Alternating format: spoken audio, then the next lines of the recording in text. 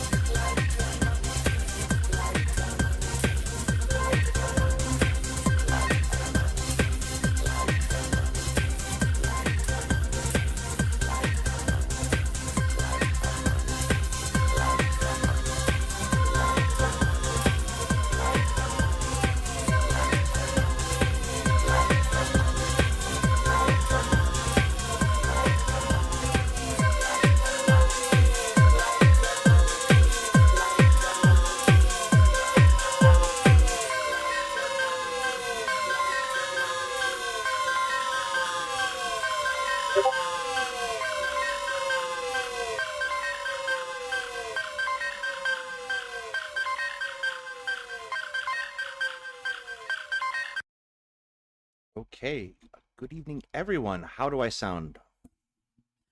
Uh, Real quick, let me know in chat. Additionally, you might have noticed that I'm not President Sunday. I am Daedalus again, and I'm happy you're all here tonight. We're going to be gathering together all the great luminaries of the President Sunday cinematic universe in a hot second, and talking about the Trump indictments. That's because it's a thing. They used RICO charges. It's really a thing. It's happening. So, with that, I'm going to pop over and start calling people and get that set up because I'm already behind schedule.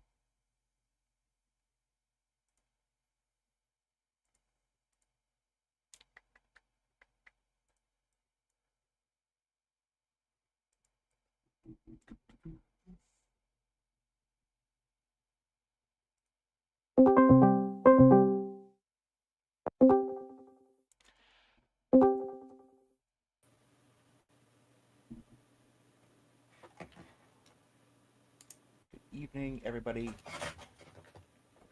Evening. Oh my God, hello. On the screen. And we're still waiting on Brooks. For whom? Oh, Brooks? Yes. How's my school? You sound okay. Chad isn't yelling at me yet, so I think we're good. Let me see. Let me do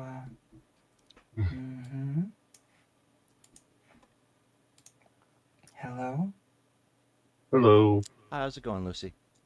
It's been okay. Hey, there's Brooks. Hi, Brooks. How's it going? How you folks doing? It's been a long Wait, I'm gonna do a thing. It's been a very long week. I don't have a choice. I will do yeah. a thing. You do all the things you need to do, Lucy. It's true. I'm coming through someone's speakers. Yes, I You're am. coming for me? I think it's your speakers, Lucy. Yep. None of us are Wait, activating. what's with my speaker? I'm double casting. happening? Once through mine and microphone and once through your speakers. Oh. How is it now? Testing. That's better. No, it's not. There you go. No, It's I still not? hear it. Yeah. Oh my god. How is it now? Hello? Nope. Oh, okay. Never mind. Okay, now it should be okay. Hello? Well, that did it. That's good. Okay. There you go. All right. So it's kind of historically unprecedented. It is historically unprecedented to have a former president charged once, let alone over 90 times. Oh shit, are we live? We are. Yeah. Oh. Okay. Yeah. Yes. Yes, it is. And I am here to discuss such things. Yeah.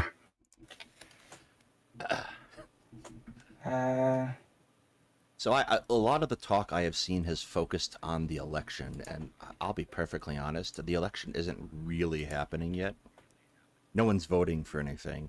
So I that hasn't nearly been as interesting to me as the whole concept of how much burden of proof you got to wonder people like Jack Smith and Fulton County DA's office were under to get these indictments in the first place.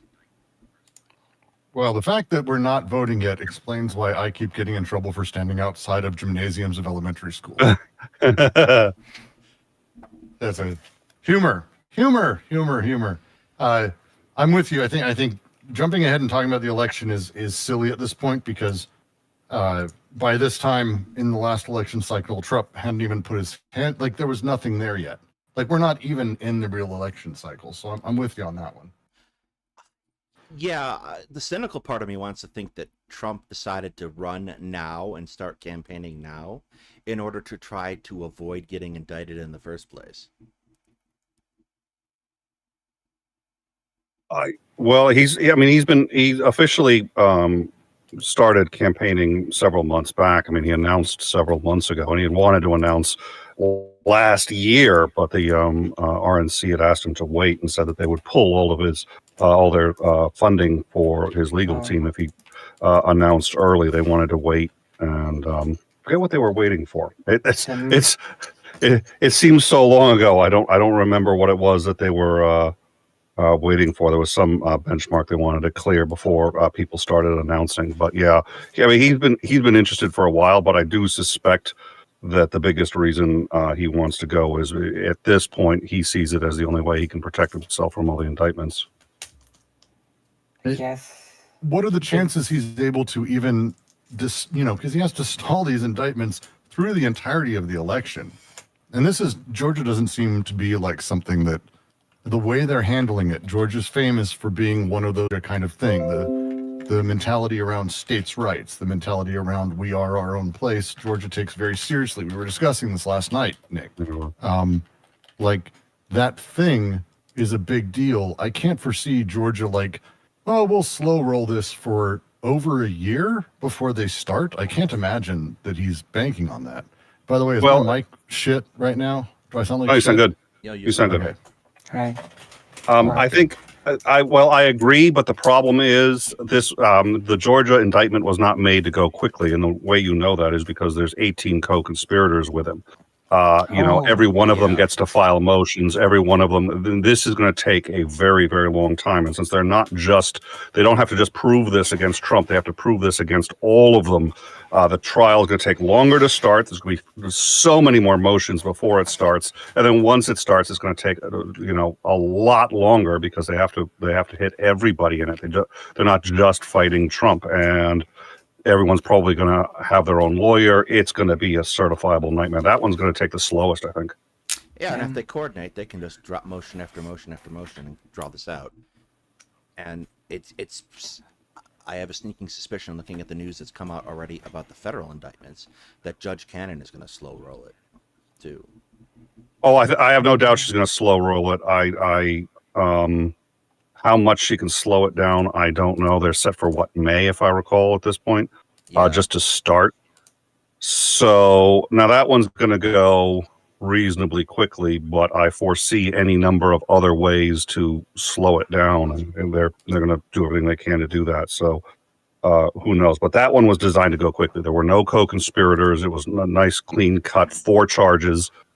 That one, Jack Smith wants to get through as quickly as possible. But given that, okay, it's not even starting till May.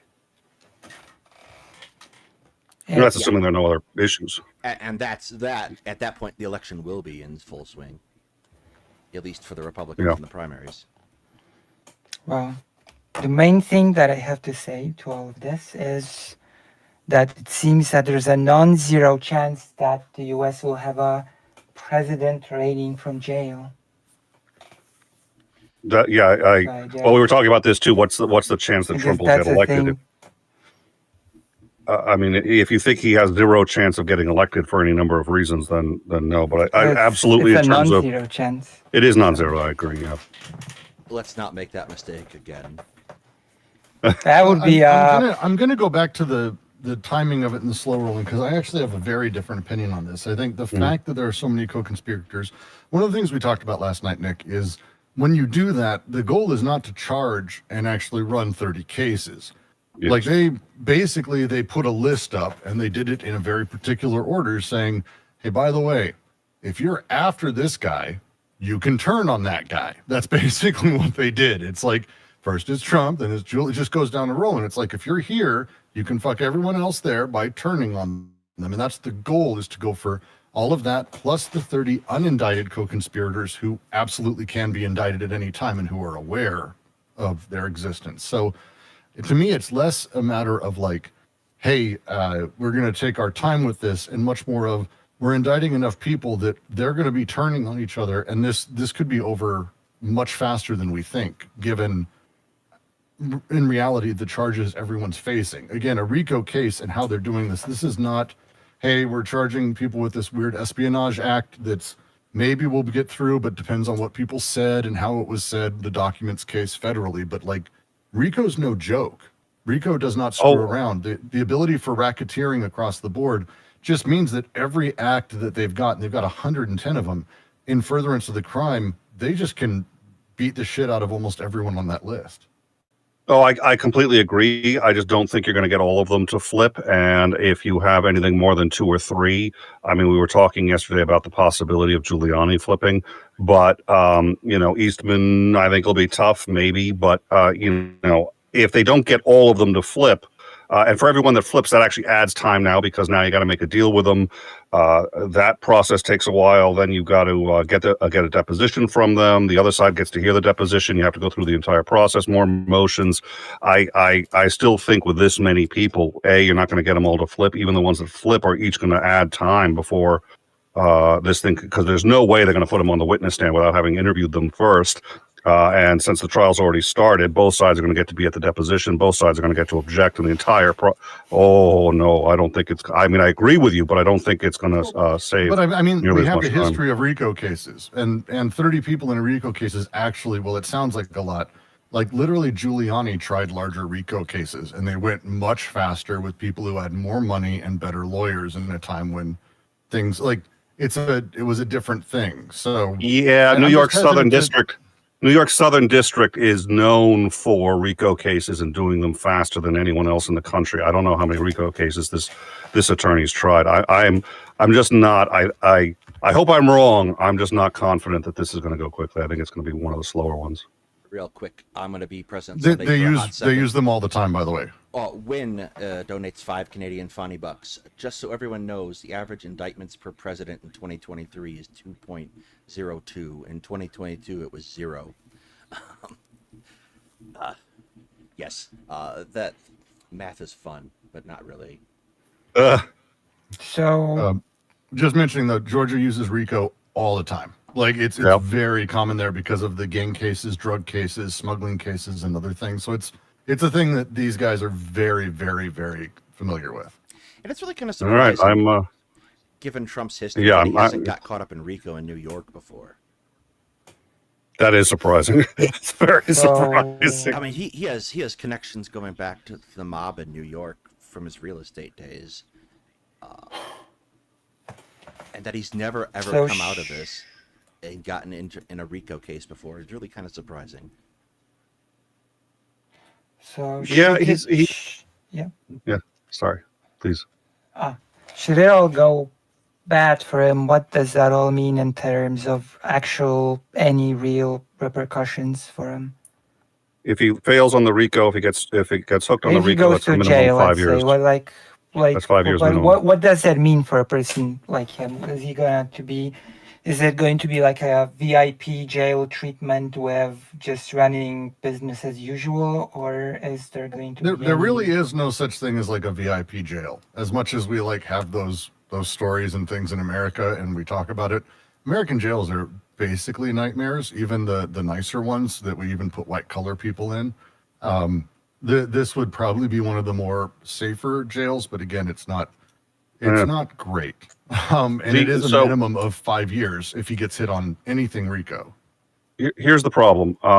The U.S. Constitution does not explicitly say that he has the right to protection. Having said that, the courts have ruled that, in the same way it doesn't explicitly grant you a right to an attorney, but that not one of the non-enumerated rights is the President of the United States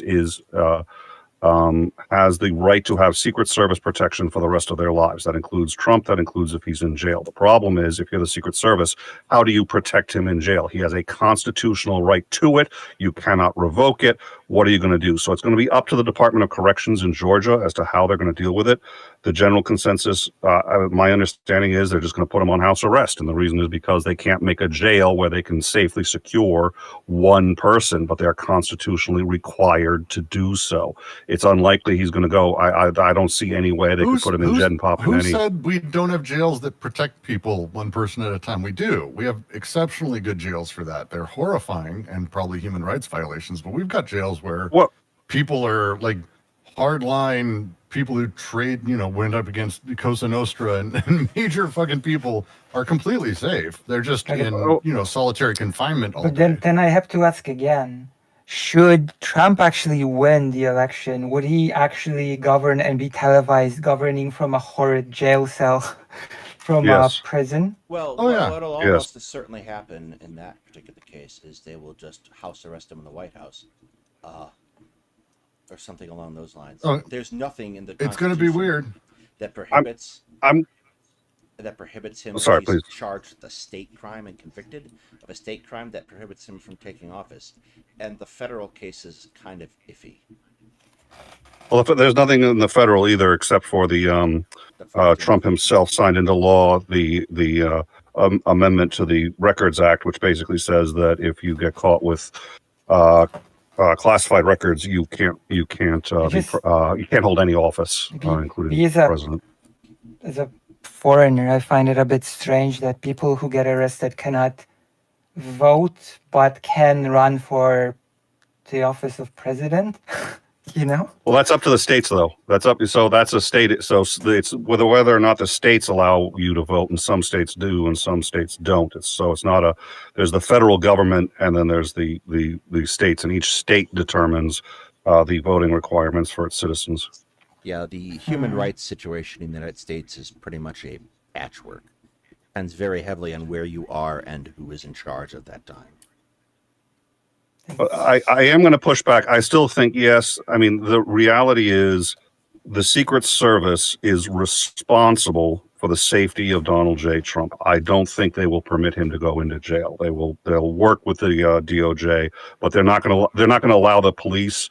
They're not going to allow the Department of Corrections to take over that responsibility. They simply will not allow it. So unless there's a jail that is being run by the Secret Service, I don't see how he's going to be going into a standard prison. Or it could be for like me, I just don't see, like, again, all this is so deeply speculative. The very idea that he would, on top of being elected, or not even being elected, on being convicted, not serve time, or however it works. Like, we have examples of every direction. There's no way of knowing. A lot of these charges, especially these are state charges. These are not federal. He doesn't get to serve them in Florida. He doesn't get to serve them out of state. He has to serve it. Like, these things are going to, and Georgia's not like Texas. They're going to be dicks about making sure that it's handled as a state thing. I agree. So it's one of those things where it's like, all this is speculation. I'm far more interested in talking through, like, the realities of what the charges are, the strength of them, and then ultimately how the American people seem to be sort of dealing with it, and how it impacts really where we're at currently. Because I think that we can talk about like Fantasyland all day about it. I don't believe in prison for anybody, so I have a tough time even with Trump. But I don't think it's at the point of speculation. Club Fed is a federal prison. State prisons in Georgia, I can't imagine being a happy place. No. It's going to be weird.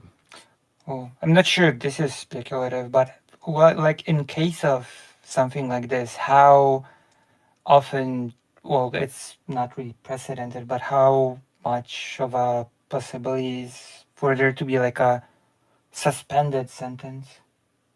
None. There's a minimum of 5 years. It's the statutory minimum. The judge has zero discretion. Yeah, but like suspended sentence sort of doesn't mean that you don't have the 5 years. You get the 5 years, you just don't get immediately arrested. You don't get. well, You absolutely have to serve them, because what we have are certain sets of laws that are what's called mandatory minimums. So the judge in that case doesn't get to work around sentencing. They have to prescribe this sentence for this crime at the minimum. Usually, And they cannot suspend it. They cannot go. Usually No these are modification. put in place for particular kinds of drug cases that happen to coincide with people of color. But the RICO law in Georgia has the mandatory minimum of 5 years, because again, it's designed to address gangs. And the judge literally has zero discretion. One of the famous ones was California did a 3 strikes and you're out, 3 felonies, and you go to jail for the rest of your life. 3 felonies in jail for the rest of your life. One guy, I honestly forget what the first felony was, but he was a juvenile. He ended up getting tried as an adult, which he probably shouldn't have been. Got a felony, gets out of jail. He is in a bar. There ends up being a bar fight, and they blame him for starting it. That's a parole violation, which is another felony. So he now has 2 felonies. As he's going out, he eggs the car of the judge. The car had the paint damage to the point of felony whatever.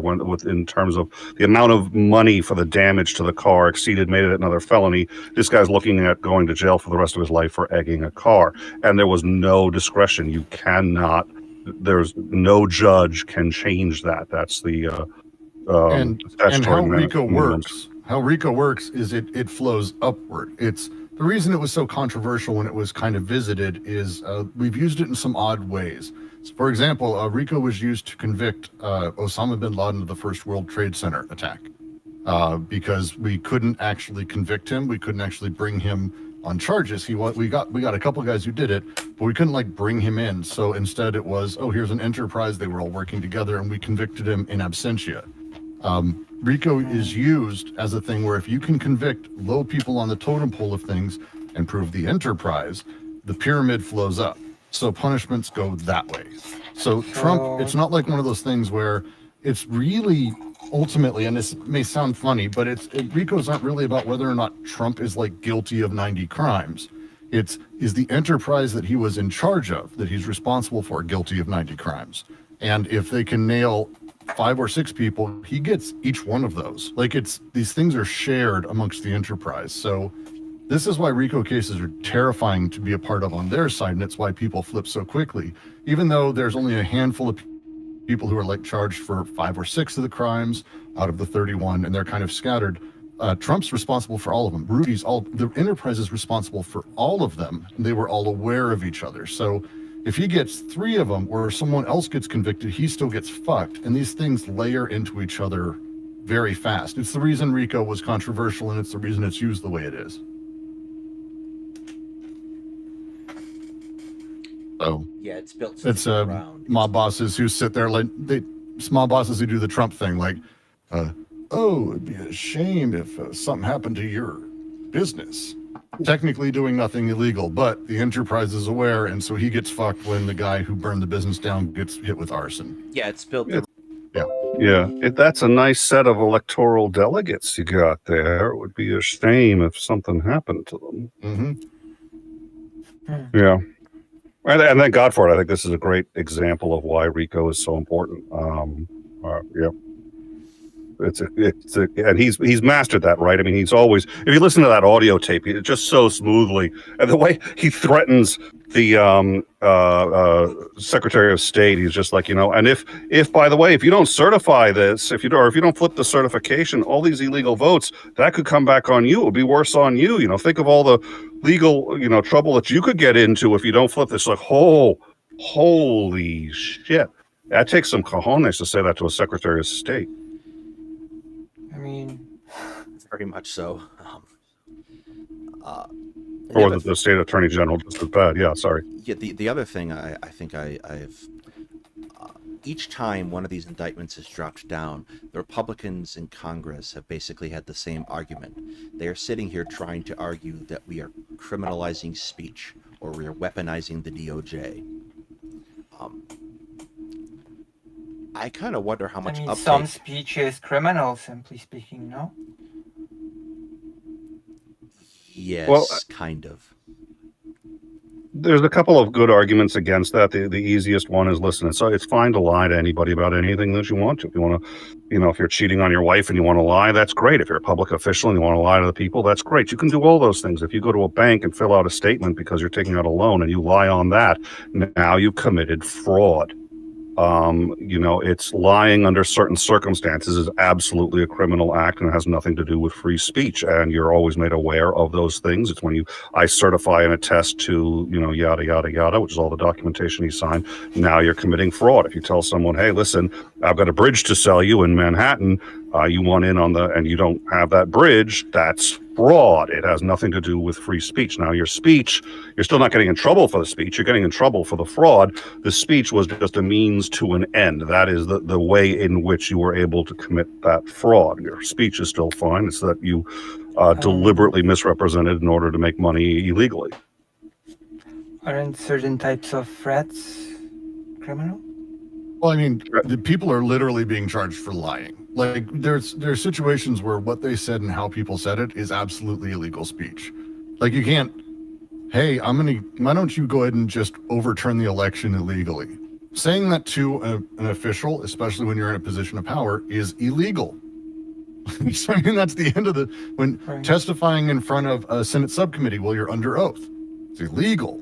Like, when you lie and commit fraud, it's illegal speech. So they're not in trouble for saying, oh, the election was stolen. They're in trouble for saying it in the ways they did, with the force they did, and knowingly lying. That's the other side, because with all of this, even as much as some of them may pretend it, the reality is, again, Nick, we talked about this a lot last night, but they fraudulently created electors and planned and did and submitted illegal fraudulent electors to try to confuse the election of America. Like, whatever else, like, everything in furtherance of that is like, cool, so that's like treason. Like, the fact that honestly they're not being charged with treason, I'm shocked by. Well, not really shocked by. Yeah. I'm saddened by. We are historically. Well, they can't be charged. They can't be charged with treason. Treason is a military offense. It's turning over U.S. state secrets, or what is it? What is it? It's if you betray the U.S. to a foreign power. That's treason. Since he didn't do that, it's a technicality. But yes. I get what you're saying. I mean, there's a lot he should be charged with. Yes, but it's also you can, as a civilian, be charged with treason. Yeah, but you have to. You have to have turned over. You have to betray the U.S. to a foreign power. It's less literally treason. It's more. He couped. They tried to coup. Yeah, they're not doing anything federally. Thank God for Georgia, of all places. I would no. At the bare minimum, of all sedition. places.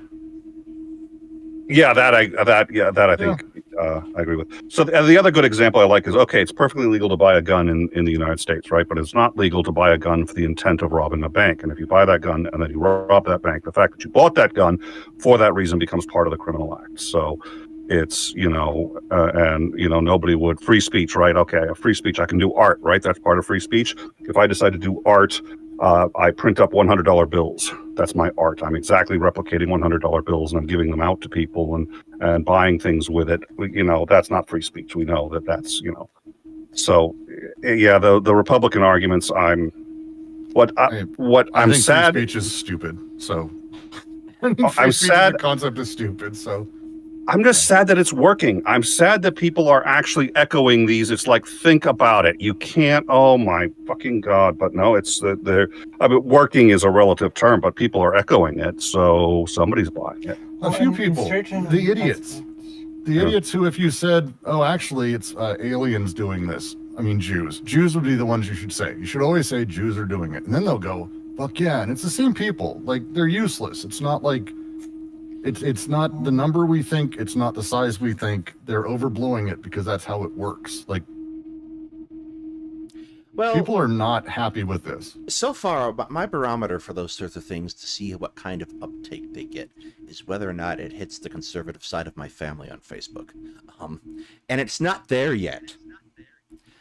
No. Give it a Same couple here. days when the Wall Street Journal has put Yeah. an article out on it, but it's not there yet. I think the Wall Street Journal will come down on the side of Georgia because, I think so, too. again, the 31 charges, 146 acts, the actual evidence we have and we've seen and we have access to beyond the 30 unindicted co-conspirators and their testimony, which we don't have yet, but probably is juicy. Like that shit, what are you going to do? He did this. Like he's admitted he's done this. They've talked about it. Like it's out there. So either you're totally fine with that, which means you're a piece of shit, or you're like, wow, this actually, wow. It's a lot. Well, and Murdoch owns the Wall Street Journal, and Murdoch has said. Now, I had expected when Murdoch basically told Trump to fuck off, I had expected to see Fox News at least be a little less up Trump's ass, but they're still pretty up there. So who knows? But I think the Wall Street Journal is a reputable paper, despite the fact it's owned by Rupert Murdoch. And I think because Murdoch presumably is throwing his weight behind DeSantis, who he now knows can't win. So I don't know what he's going to do, but I don't think he's got any love for Trump. So I'm inclined to think Wall Street Journal is going to be honest about this. I am returned. Hello? Yes, you are here. Hi. Yes. What I wanted to say before everything died was that there are certain merits to the idea of freedom of speech. As in like in a situation that Poland has been in the, I guess, 70s, 80s, when printing certain books or criticizing the government in any way was illegal. So in that sort of regard, I guess I can see the merit of being able to speak up freely about certain things or publicize certain things, no? Well, I doubt that Brooks is against the ability to speak. I'm sure it's something about the free speech as a concept in the Constitution. I can't speak for you, obviously, but I tend not to believe in transcendent rights that sort of obscure the reality of the situation of them or how they're empowered Right. by the state against people. The very idea of free speech, sure, the idea we can talk, but the idea anyone should be able to say anything, no. I think Oh yeah, that's there's silly. Yeah, Like, there's I a mean, degree again, to I'm talking which about- the state needs to have an option to protect itself from those who would misuse those rights to destroy the state and harm others. Well, I think people should have the right to respond to things as well. Punch a Nazi Day is a good thing. Yeah, there's another kind of weird argument that goes along, particularly in certain right-wing circles, and let's be frank, it's those libertarian kids who never read more than 5 pages of Atlas Shrugged. Probably didn't even read Atlas Shrugged. Fair. But there's this particular argument that goes that free speech is instead something that should extend beyond protection from the government, and that you should be entitled to say whatever you want to whoever you want without consequence. And this is a particularly silly argument. Yeah. Like, imagine if you would bring it to its conclusion if a police officer would call some family and say, you should arrive at the precinct at 7 p.m. or will have to come to your house and shoot everybody. Yes, Insomnia, it is the Wick argument. It's the Wick form of free speech. And it is, Well, we've It's- just listened to the WIC debate and go vote in yesterday's poll that says I won the debate. No, I won't interact with him anymore. or anything around him. Free speech, human rights, things that liberal societies use like a cudgel against other societies that they need to get in line. Right. They're good things. I think people are wonderful and should have rights, but that's not how it's used. I'm going to plant a flag because Brooks had mentioned this earlier, and I know Brooks is interested in doing this. I'm interested in doing this, which is specifically hitting count 9 of the indictment. I know at some point I'm sure we're going to get into the meat of the charges, but that one I think is the I think that's the whole ball game right there. That could be just me. That's the electors. Act 9 of the Georgia indictment. Yeah, count 9 of the Georgia indictment. On or about the 25th of November 2020, immediately after the meeting of Pennsylvania legislators in Gettysburg, Pennsylvania, where Rudolph William Louis Giuliani and Jenna Lynn Ellis appeared, spoke, and presented witnesses, Donald John Trump invited a group of the Pennsylvania legislators and others to meet with him at the White House. Later that day, Donald John Trump, Mark Randall Meadows, Rudolph William Louis Giuliani, and Jenna Lynn Ellis, I'm not doing all their names again, and unindicted co-conspirators, individual 5 and individual 6, whose identities are known to the grand jury, met with the group of Pennsylvania legislators at the White House. Which means they turned. Yes. That means they turned. And discussed holding a special session of the Pennsylvania General Assembly. These were overt acts in furtherance of the conspiracy. That's not the count, though. No, those are acts in furtherance of the enterprise. Yeah. Count 9. As the grand jurors aforesaid, in the name and behalf of the citizens of Georgia, do charge and accuse a bunch of these motherfuckers. I'm not going to read their names. Bunch of these motherfuckers. For the said accused, individually and as persons concerned in the commission of a crime together, blah, blah, blah, on the 6th day, willfully conspired to cause certain individuals to falsely hold themselves out as the duly elected and qualified presidential electors from the state of Georgia, public officers, with intent to mislead the President of the United States Senate, the Archivist of the United States, the Georgia Secretary of State, the Chief Judge of the United States District Court for the Northern District of Georgia, into believing that they actually were such officers. That's fucking hardcore right there. That's that's hardcore. Just real quick, just because the continuing defendants named in count 8, which I'm not going to read, acting as co-conspirators as described above, blah blah blah, sent by placing in the United States mail to said persons a document titled Certificate of the Votes of the 2020 Electors from Georgia in Fulton County, Georgia, which was an overt act to affect the object of the conspiracy, contrary to the laws of said state, the good order, peace, and dignity thereof. They actually, in the mail, said, oh no, I'm actually the electors, lying, in order to cause confusion. So that way Trump could say, well, we'll just throw, as we have him on recording saying, and he's talked about, like, what the fuck, man? We have this shit. Hey, we'll just throw it down the road. We'll wait for a few months, let it be confusing, and then we'll just take the presidency. That was their plan by committing massive fraud. And we have proof. It was the concept of that sports concept. Whoever's holding the ball at the end of the game wins. You know, it's just if they just figure, listen, we're already in the office. All we have to do is beat out the clock and hold on to the presidency. And so that's it. Just creating a whole false slate of state officials.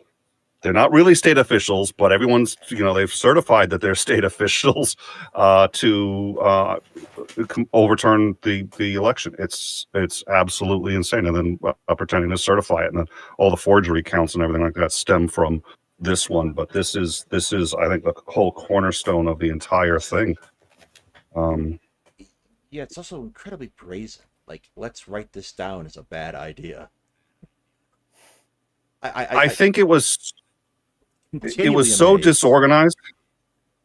So all of this, John Eastman had come up with there was a PDF that was floating around. Mark Meadows had seen it, thought it was genius, and it was Eastman's plan for holding on to the presidency if he should lose. And one of those, that part of that plan involved actually going to the governors of states where they lost, saying, hey, listen, because in some states it's actually the governor that gets to determine where it goes. In some states, the governor is not bound by law. It's just sort of tradition that they go with where the people in the state voted.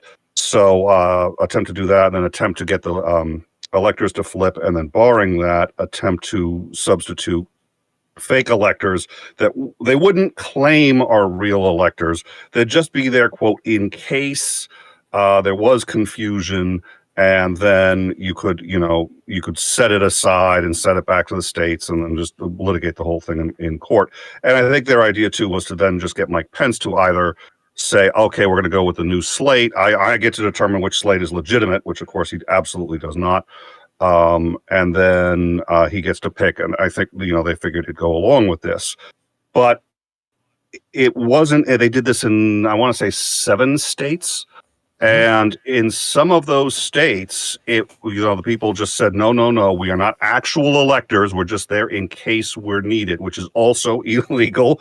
Well, it's technically not illegal, but if they were used, it would then become illegal. They can't operate that way. But at any rate, I don't think the plan was that well organized, and I think somebody on the ground, probably the head of the RNC in Michigan, and I forget who it was in Georgia, said, okay, no, we're going to really say that we're electors, and we're going to keep the documents to ourselves until or unless we need them. And then someone said, well, let's just send it, and it just snowballed from there. But it was so disorganized with so many states doing different things with these electors. I don't think there was a concrete plan that they were going to go that far with it per se.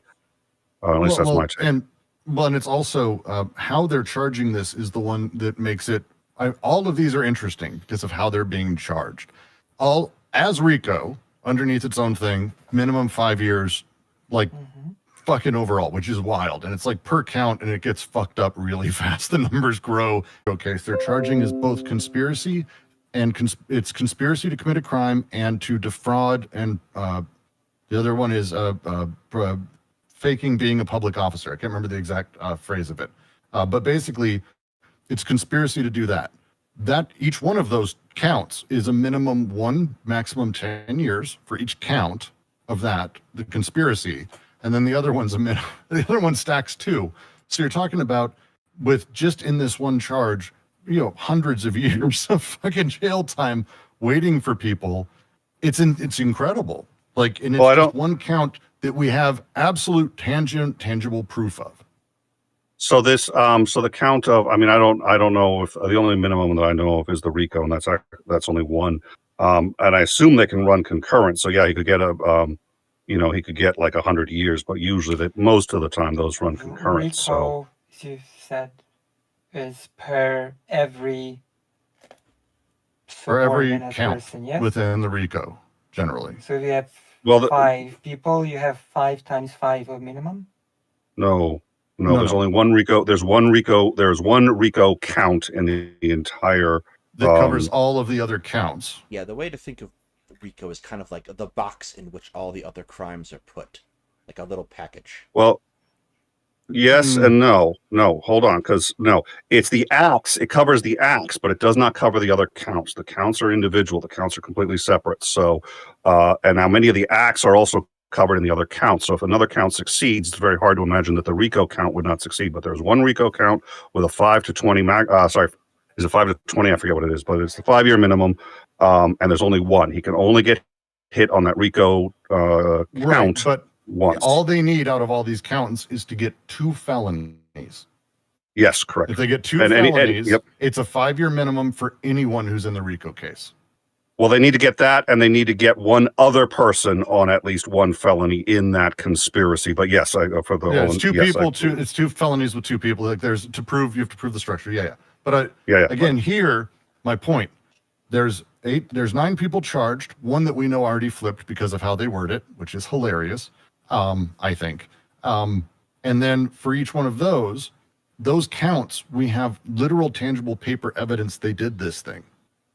Like we have the mail that they sent. We have recordings of 2 of the phone calls with the Georgia criminal case, like wildly tangible. It's not, maybe, but we have like Trump saying they recorded it with the Georgia Secretary of State. He recorded the conversation. So like if he gets 2 of those, that's it for the leadership. We're done. And there's 9 in there, plus each one of those is a double count. So it's just Jesus Christ. And then there's 41 counts. Well, and there's 100, I think it's 180 acts or something like that. And they only, they only need to get, it's it is very hard to imagine how he's going to get out of this in any meaningful way. Trump's lawyer better get paid up front. I'm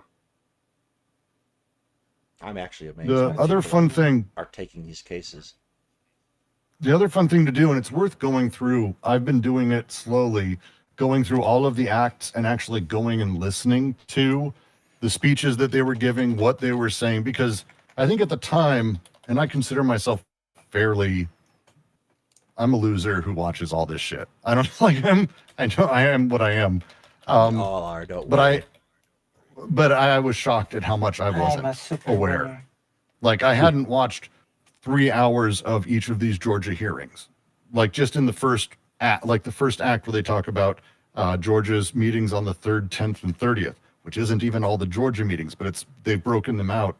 And watching what they said and how insane these people are and how absolutely lying they were and stupid and very stupid and very, very stupid.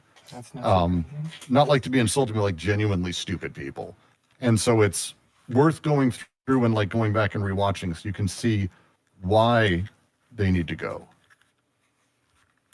and why this needs to happen. Yeah, there's something I kind of felt, and this is a feeling I sort of had 2016 onward. How brazen Trump was throughout all of his presidency about just disregarding the law and norms. And so on one hand, it's shocking to see how people openly thought they could steal an election. But on the other hand, it kind of sort of became normal, right? To a really, really weird degree that you just sort of expected Trump to do something totally off the wall. He did the thing. Zizek, who's generally kind of a shithead these days and kind of was around this time, he made the shit of politics to a lot of people and sort of opened up their eyes. And I think he was right here that politics is ultimately just handshakes. Like it's our lives are gentlemen's agreements at large, emergently amongst many, many, many people. And someone just needs to be a bad actor to like straight up, and there's nothing people will do. And I think Trump showed a lot more people that than they wanted. Like this is why we're here, is he just did not care. There's a lot of stuff he didn't care about that I think we should have cared a lot more about, but like this was breaking all of it. Like it's just broke the all the rules, the gentlemanly rules, the ones we don't talk about. Well, and like I remember the first time for me that became crystal clear was the Hillary email thing, where he was literally in a debate and said, "Russia, if you're listening, if you could, hack Hillary's email account and then release those." And I'm sitting there going, like, isn't it a felony just to ask, let alone doing it? But it was so brazen. I think everybody was just sitting there going like, and it was almost, what is it? The diffusion of responsibility. We're all sitting there going like, whose job is it to actually enforce that kind? Is that like, is that your job? But if you want to go back to that, here's the thing that happened the last couple of days. No one's talking about. It's what's his name? 1 sec, 2 seconds. Charles McGonigal. He was the head of counterintelligence. He was a big top FBI asshole. And he pled guilty to working for a Russian oligarch during the time of the campaign, the 2016. And he's the guy at the FBI who convinced Comey to go out after Hillary and basically tank the election for her. Yeah, that is the one kind of fucking weird, right? And told him to release the extra when there was more emails, like 7 days before. He told Comey, no, you got to release this, otherwise it's going to look like you're trying to favoritism. And the whole email thing was just another friggin' nightmare. Yep. I was genuinely shocked when they did that. A few days prior to the election, I was like, "What are you?" And people sit there and say that Comey is on Republican, helped a Republican get into the office. Really?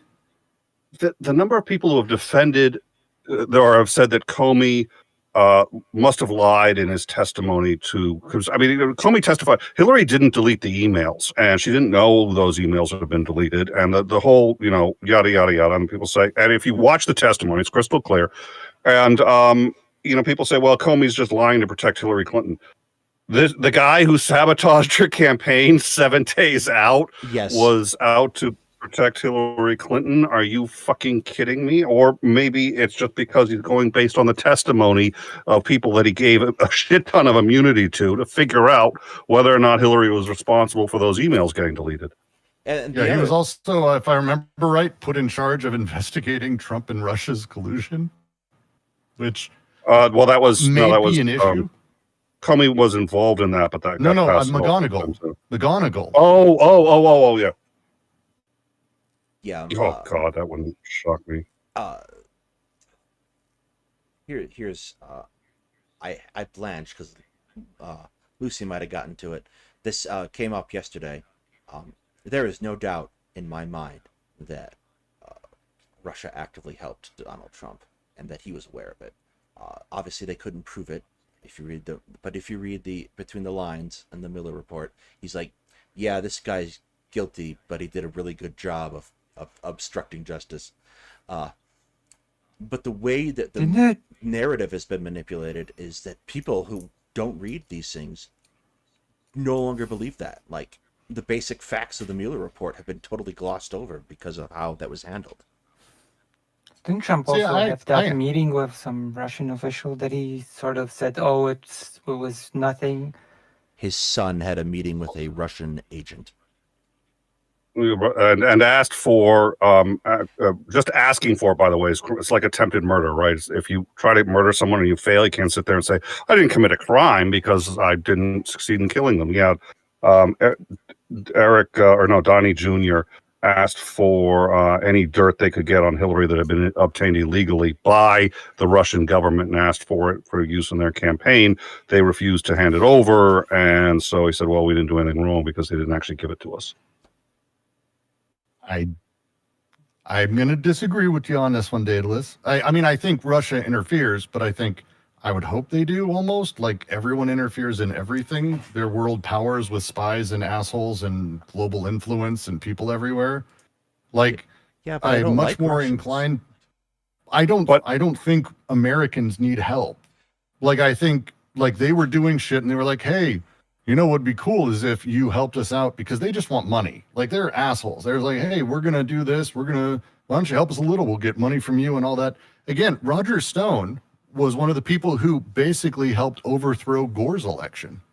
Like, this is not a new thing to these people. They love doing this shit. They get hard for it. Roger Stone was one of the guys who stormed the fucking play, like, oh, we're not counting Chads in Florida.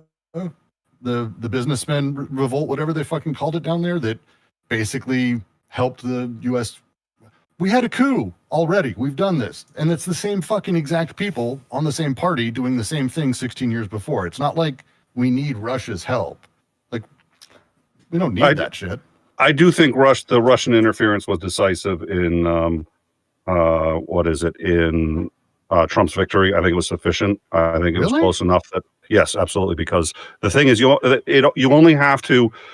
Hillary Clinton lost by, I think, a total of about 2,000 votes in a couple of key districts. And so the question is, okay, what percentage of the people in that district were swayed by Russian interference?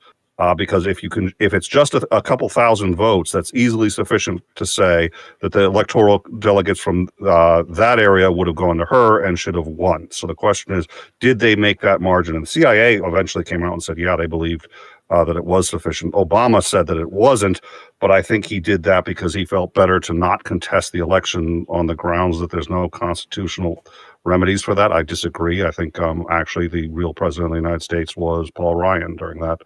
I think for Trump's entire term, Trump was not president. Paul Ryan was, but really? That's just me.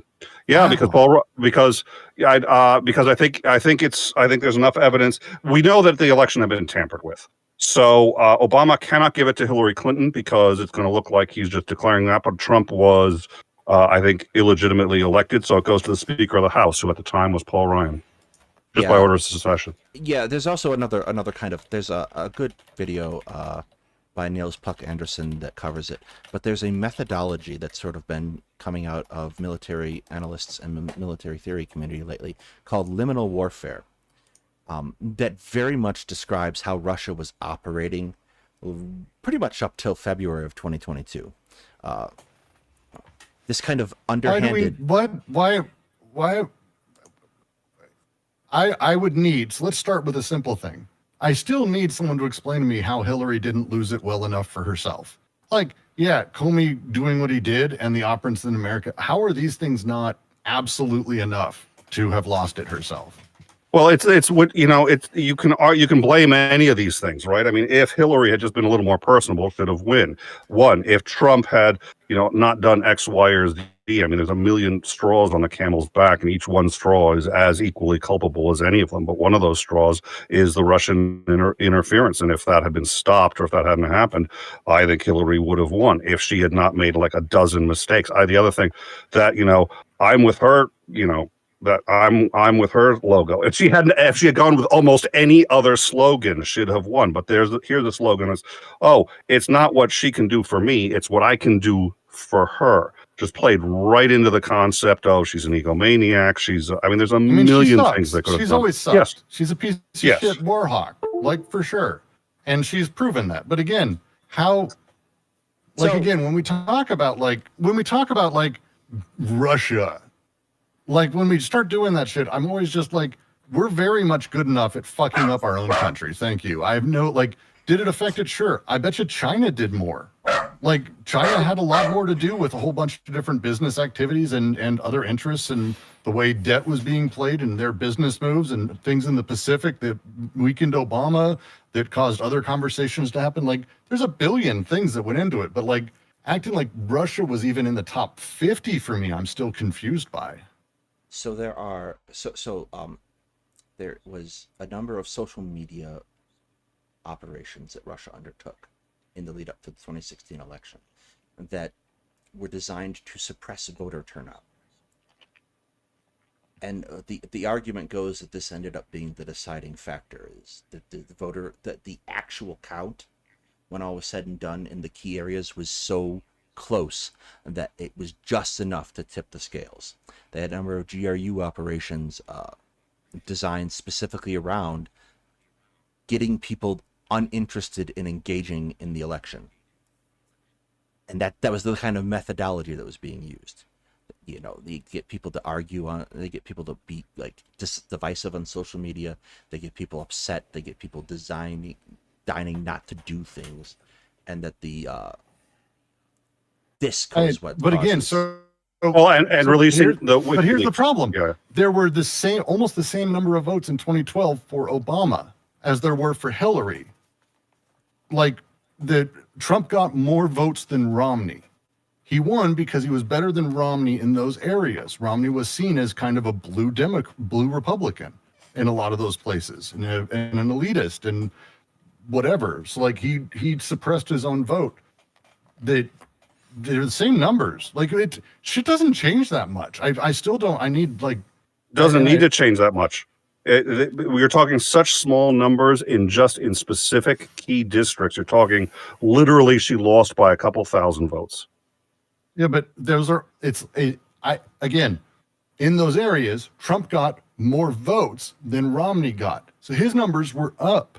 So is it that they depressed votes? Is it that he swung people over in those areas because ultimately Hillary is a gigantic pile of shit war hawk, and people in the libertarian view? I have family members who said this. She wants to go to war. He won't go to war. As stupid as that is, whatever we may say, like it was a realistic thing for people to say then. So like, again, what I just don't, topic. It's a whole thing to discuss. We're way off topic.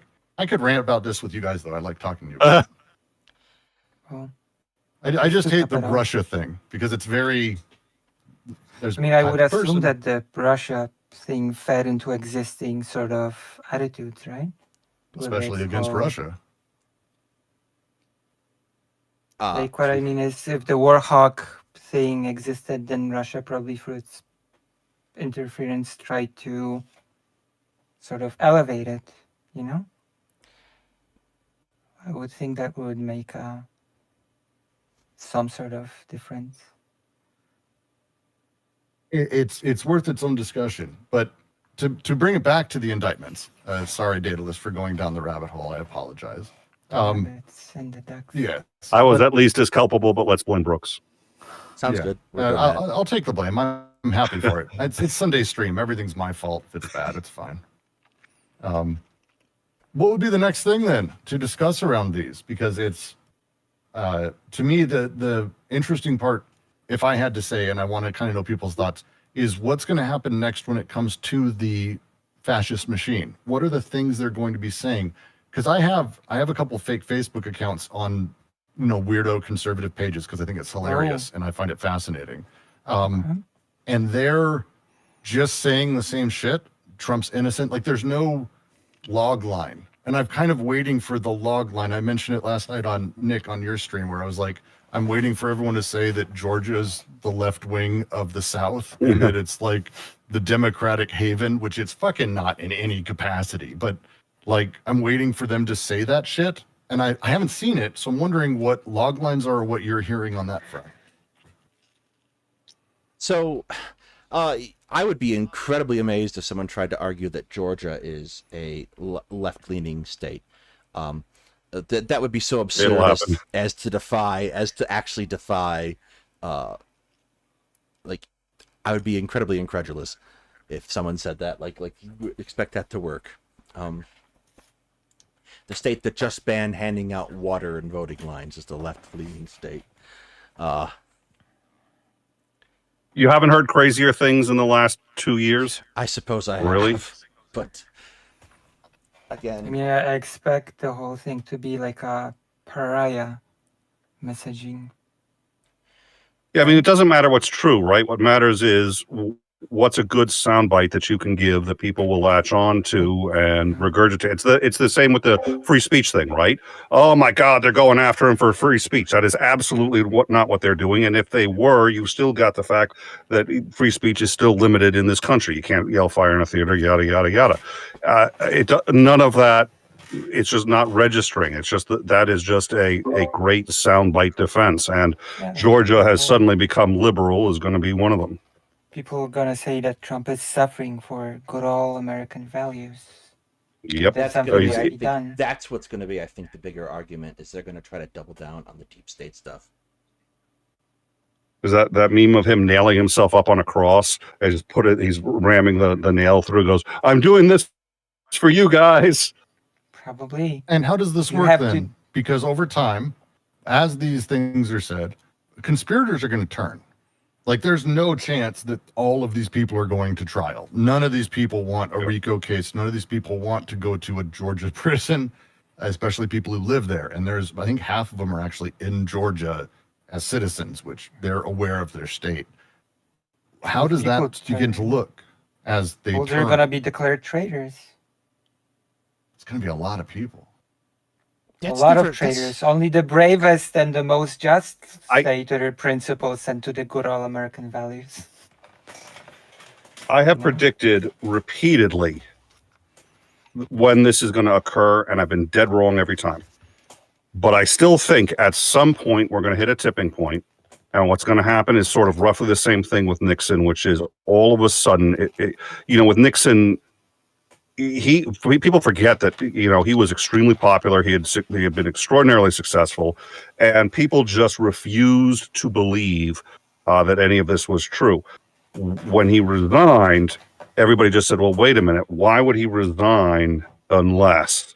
And by the way, that I don't even like that line of reasoning, but it was that fact that did it. And I think there's any number of things where, and I think it was also the Frost interview where he said, it's not illegal if the president does it. I think that was a huge blow where people just said, okay. And then all of a sudden, it wasn't even that they're going to throw him under the bus or they're going to stop defending him. It was just sort of like, oh, okay, well, that happened, moving on.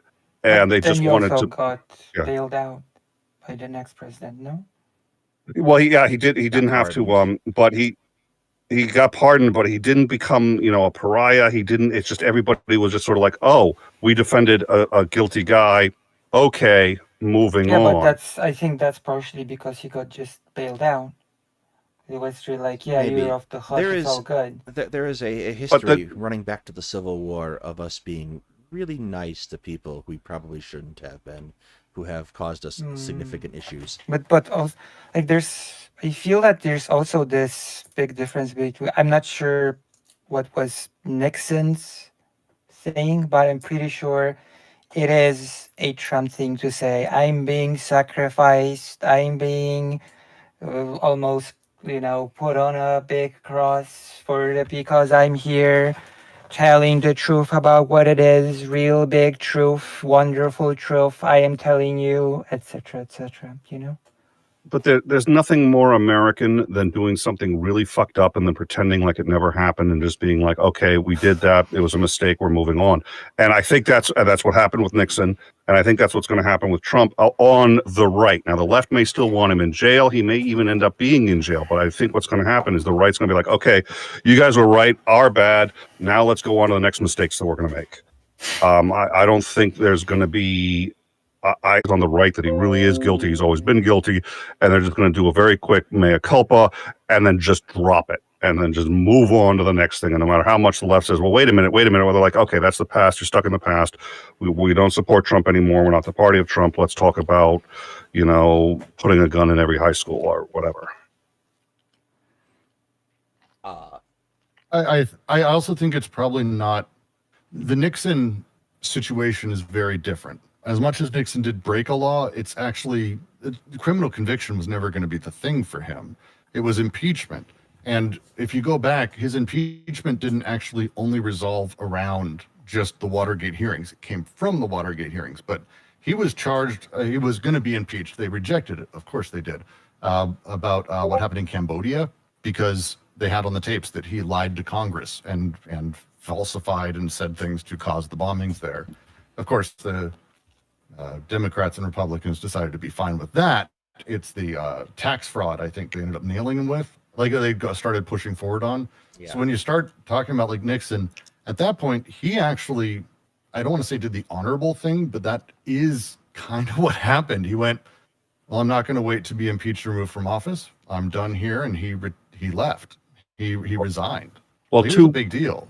But two congressmen came up and told him, they said, if you don't resign right now, you're going to be impeached in 2 hours. No, of course. But again, we're not talking about jail time. We're not talking about the same thing. They didn't, he did that sort of as part of the larger thing, but it's also like the sullying of the office. And in Nixon's book, his biography talks about his story talks about that. He talks about this, like there's a care about the office. Trump doesn't give a shit about anything. It's burn the ground, burn everything. There's to the ground. a certain character to Nixon, especially if you read through his history. He has an intense desire to get where he is throughout much of his life, and this intense respect for the institution in a certain sense, a perverted certain sense, but it's there, that Trump simply doesn't have, and that the Republicans these days are much more interested in protecting the integrity of a American conservative movement, which quite frankly is dying, and they're aware of it. That's why they act the way they do. They're much more interested in protecting the integrity of a conservative movement. So yeah, I think Nick is right. There's going to be a point where they drop him like he's a hot rock and go on to the next thing. How they can't, how do they do that? What do you mean? I mean, they just don't ever bring him up again. They being who? Anybody who's a Republican who's got any sway in the RNC. They just sit there and say, okay, well, we've made that mistake and we're moving on. I would love to actually have that happen, because I think it'd be a fascinating study watching them attempt to pull back as they've been trying. And they put DeSantis out there. They got nobody, and they can't get people to stop talking about Trump. The RNC is not pushing Trump. Gonna be the new darling. They're not pushing Trump. The RNC is not pushing Trump. They've done. No, I agree. They're not. I agree. They're not pushing him, but they're actually actively working against him. Former RNC heads are doing what they can to mock him, to mock Marjorie Taylor Greene and these other weirdos that they've got. It's not working. The RNC is powerless. It's awesome. Yeah, it's kind of fun to watch. I think that goes back into this dying conservative movement. Is they are not institutionally equipped to deal with their reality except through things like extensive gerrymandering and extensively using this giant media machine they have, and the people who have control of that media machine in particular are people like Marjorie Taylor Greene and Lauren Boebert. I'm going to make another very level effort as a a resident of Colorado. I'm gonna ride up over the mountain and make some phone calls again when that comes up, because we got so close, so close. But like they have extensive control over that media machine, and that's what they're gonna do. Is you're gonna get Lauren Boebert going like, move on. There's something new to do, and it's gonna work for the vast majority of people, because a lot of people just don't go out of their way to consume multiple sources of media.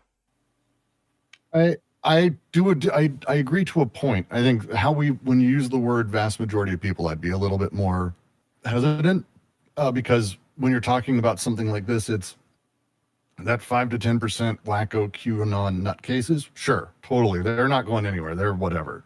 But I think most Republicans, let's talk about Georgia, because we're talking about the indictments. Let's talk about in Georgia. I think there's going to be kind of two classes of Republicans. Georgia, and I'll say this again, if you've ever lived there, you ever known anyone from that family from the South and the area in Atlanta, and I have friends in the 313, they're very much like Texas. They are a states' rights nutcase place because of everything the Republicans have done after, the Civil War. States' rights, states' rights. So most of these charges are committing fraud against officials in Georgia, Republicans, actually. These aren't like, oh, you lied to a Democrat. These are you lied to the governor, secretary of state, multiple Republicans in the space, and you're a federal guy doing it. And I don't think it's a wild push to say that a lot of Republicans who care about states' rights first, whatever that may mean, are simply going to go, like it's going to hit them, and it's a crossroads emotionally at this point for them, because they basically have to go, well, actually, I'm fine with the federal government lying to the people I've elected in my own state because I prefer the federal government. I don't foresee that being a thing emotionally people get to. And on the other side of things, the being charged by and having that set up, I just see it deflating Georgian Republicans significantly because they don't have anywhere else to put that. That's a fucking hard thing for them to do. They either have to give up on states' rights emotionally, which I think that wins over Trump for most of them. I think that wins over Trump for most of them. I think they'll try to figure out some middling bullshit thing, but I think there's a good chance Georgia goes blue this next time because of it. Like, I think this is deflating. I hope so. But I agree with everything you just said about about Georgia. They are very much and we talked about this again last night. Don't mess with Georgia, but it's the sovereign state of Georgia, and they're very serious about that. Yeah, they're all whack jobs about it. Like even the Democrats there, they're all really nuts about Georgia is its own thing. Don't fuck with us. They're big on borders with Florida. They do there's a huge bunch of shit happening there. They're very statist. Yeah, I'll be perfectly honest. The only time I've been to Georgia is basically like everyone else. I've been to the airport because all flights go through. Have you been to Texas? Once. Texas, if I said Texas, possible. Trump committed massive fraud against all the leadership of Texas. And they're charging him in Texas. Do people in Texas put Texas first or Trump first? I think I'm not saying it's clean, but I'm saying the conflict alone deflates. Yes. What it does, though, I think, is it disinterests a lot of people in participating again. So if Georgia goes blue, it'll be because a lot of Republicans don't vote. Or Texas goes blue, it'll be because a lot of Republicans don't vote. Good. I want to get them to vote blue, but that's just me. I'd love it to go blue, but I don't care how. The state will go blue. I don't want to force people, but if they're not going to vote because we basically took the passions out of their sails, that's a fucking win. Because tomorrow, if we get blue Georgia, that means we're set in a lot of fucking ways. Doing harm is always better than doing harm. Well, it's not doing harm for them to be tired of voting. Yeah, so it's not doing harm. Yeah, and the other thing I'd point out is, we have been predicting a blue Texas for quite some time, and we just have a really hard time seeing it happen. It came close. I mean, if it came close, what's it? You think it's a bridge too far for it to go all the way? it just it's one of those things that would shock me again to see it happen. Although, looking is- at recent history for You're pushing Yeah. so far uphill. Like you're just trying to push a rock uphill in that case. It's and Georgia. it's not. The beauty of time is that old people die. Like, and that's who Republicans are.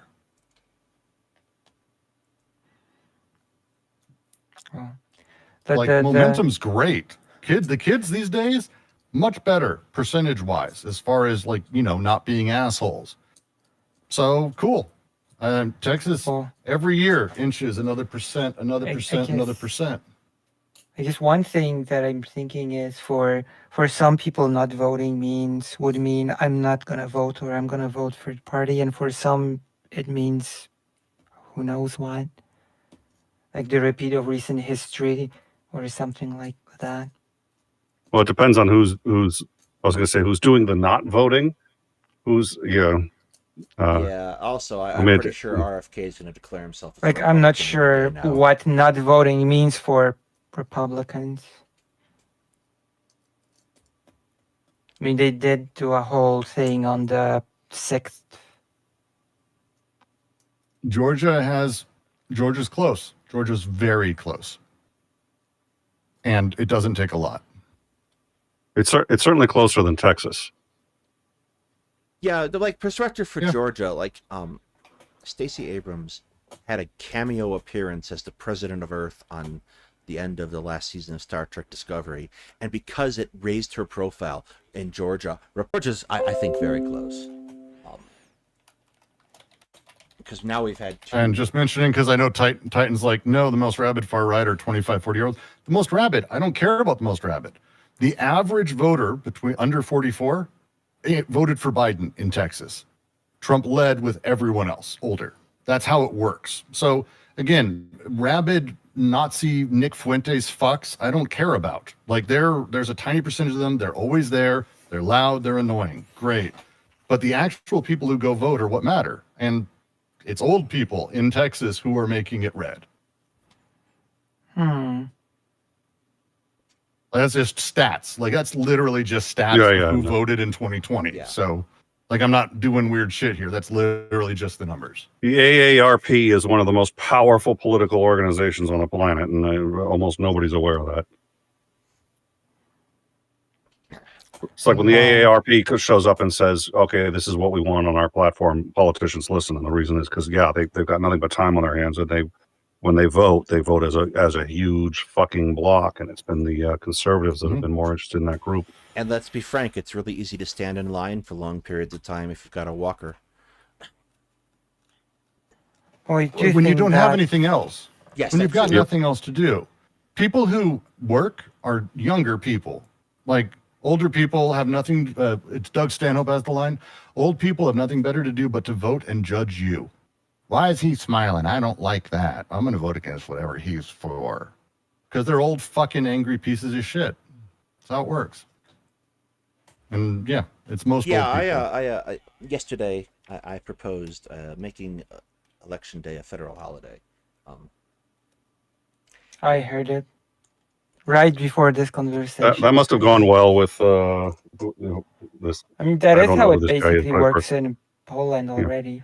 Voting should That be works in most mandatory. countries. Voting should be mandatory. Yes, And I it should be a said that national too. holiday. Like, And you'll never guess who decided that was a horrible idea. Wick? Oh yes. We shouldn't force Oh, yeah. people. We shouldn't force people to be free. And Jean-Jacques Rousseau was rolling in his grave. Australia. I mean, Australia would disagree with him as a country. well, as much as it's not mandatory, it is during a sort of like a holiday. It's a free day, in other words. Like it's, and you Nailed. also have the election silence during the voting period. Well, and a lot of countries do online or ballot voting, and you do it by mail. Like you don't have to go somewhere. And going somewhere is great. Yeah. I'm all for that. But like making voting easy, there's no reason not to. Zero reason whatsoever not to just make it so it's like, hey, there's 3 weeks. Vote when you can. We're around. In Like in the US, you don't really Yeah, have and- the voting silence thing. The U.S. we have certain problems of organizations such as corporations kind of trying to put their thumb on the scale about voting. So story time. I used to work for a large company in Northern Illinois who decided for the 2016 election to tell employees that they were not allowed to rearrange their schedules to go vote, which is illegal. So I threw a fit about that, and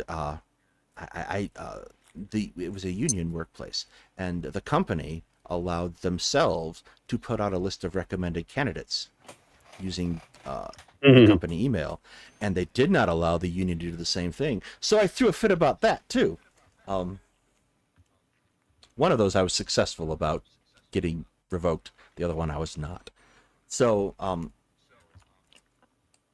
making elections basically mandatory and giving people a day off and having them paid for it, if you are lucky enough to get a job where you get paid for time off, would be a fantastic thing towards moving us away from our current electoral situation. Well, and this is perfect because this brings us right back to, so here's the thing. One of the reasons that's so unbelievably difficult to do is because we don't have a single system for voting for president. We have 50 systems for voting for president because the Constitution explicitly says each of the states will choose their electors in any way that they like, any way that they like. It's up to the states to determine it. It's up to the states' legislatures. A lot of the legislators have just kicked it up to the governor and says the governor does it. And many of the, I think about half the ones that say that say the governor is required to do it based on how the vote works. But there's no law, and there isn't in the Constitution that says that any of that has to be done. So the states can choose their electors any way they like. And the reason that was thought to be important was so that it would become a lot harder for the federal government to fake an election, for a president to say, well, I'm going to take these voting machines out of the state of, I don't know, Georgia, because I think that, so does the vice president.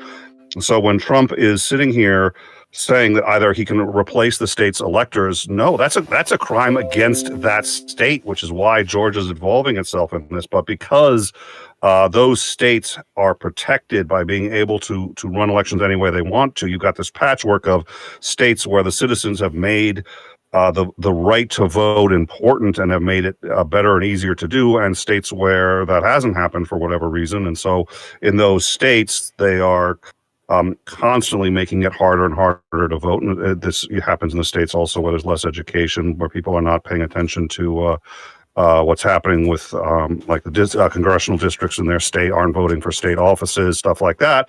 You see it become much harder to vote. And, I think a national holiday with that in the Constitution, because voting is explicitly the purview of each individual state, which is what.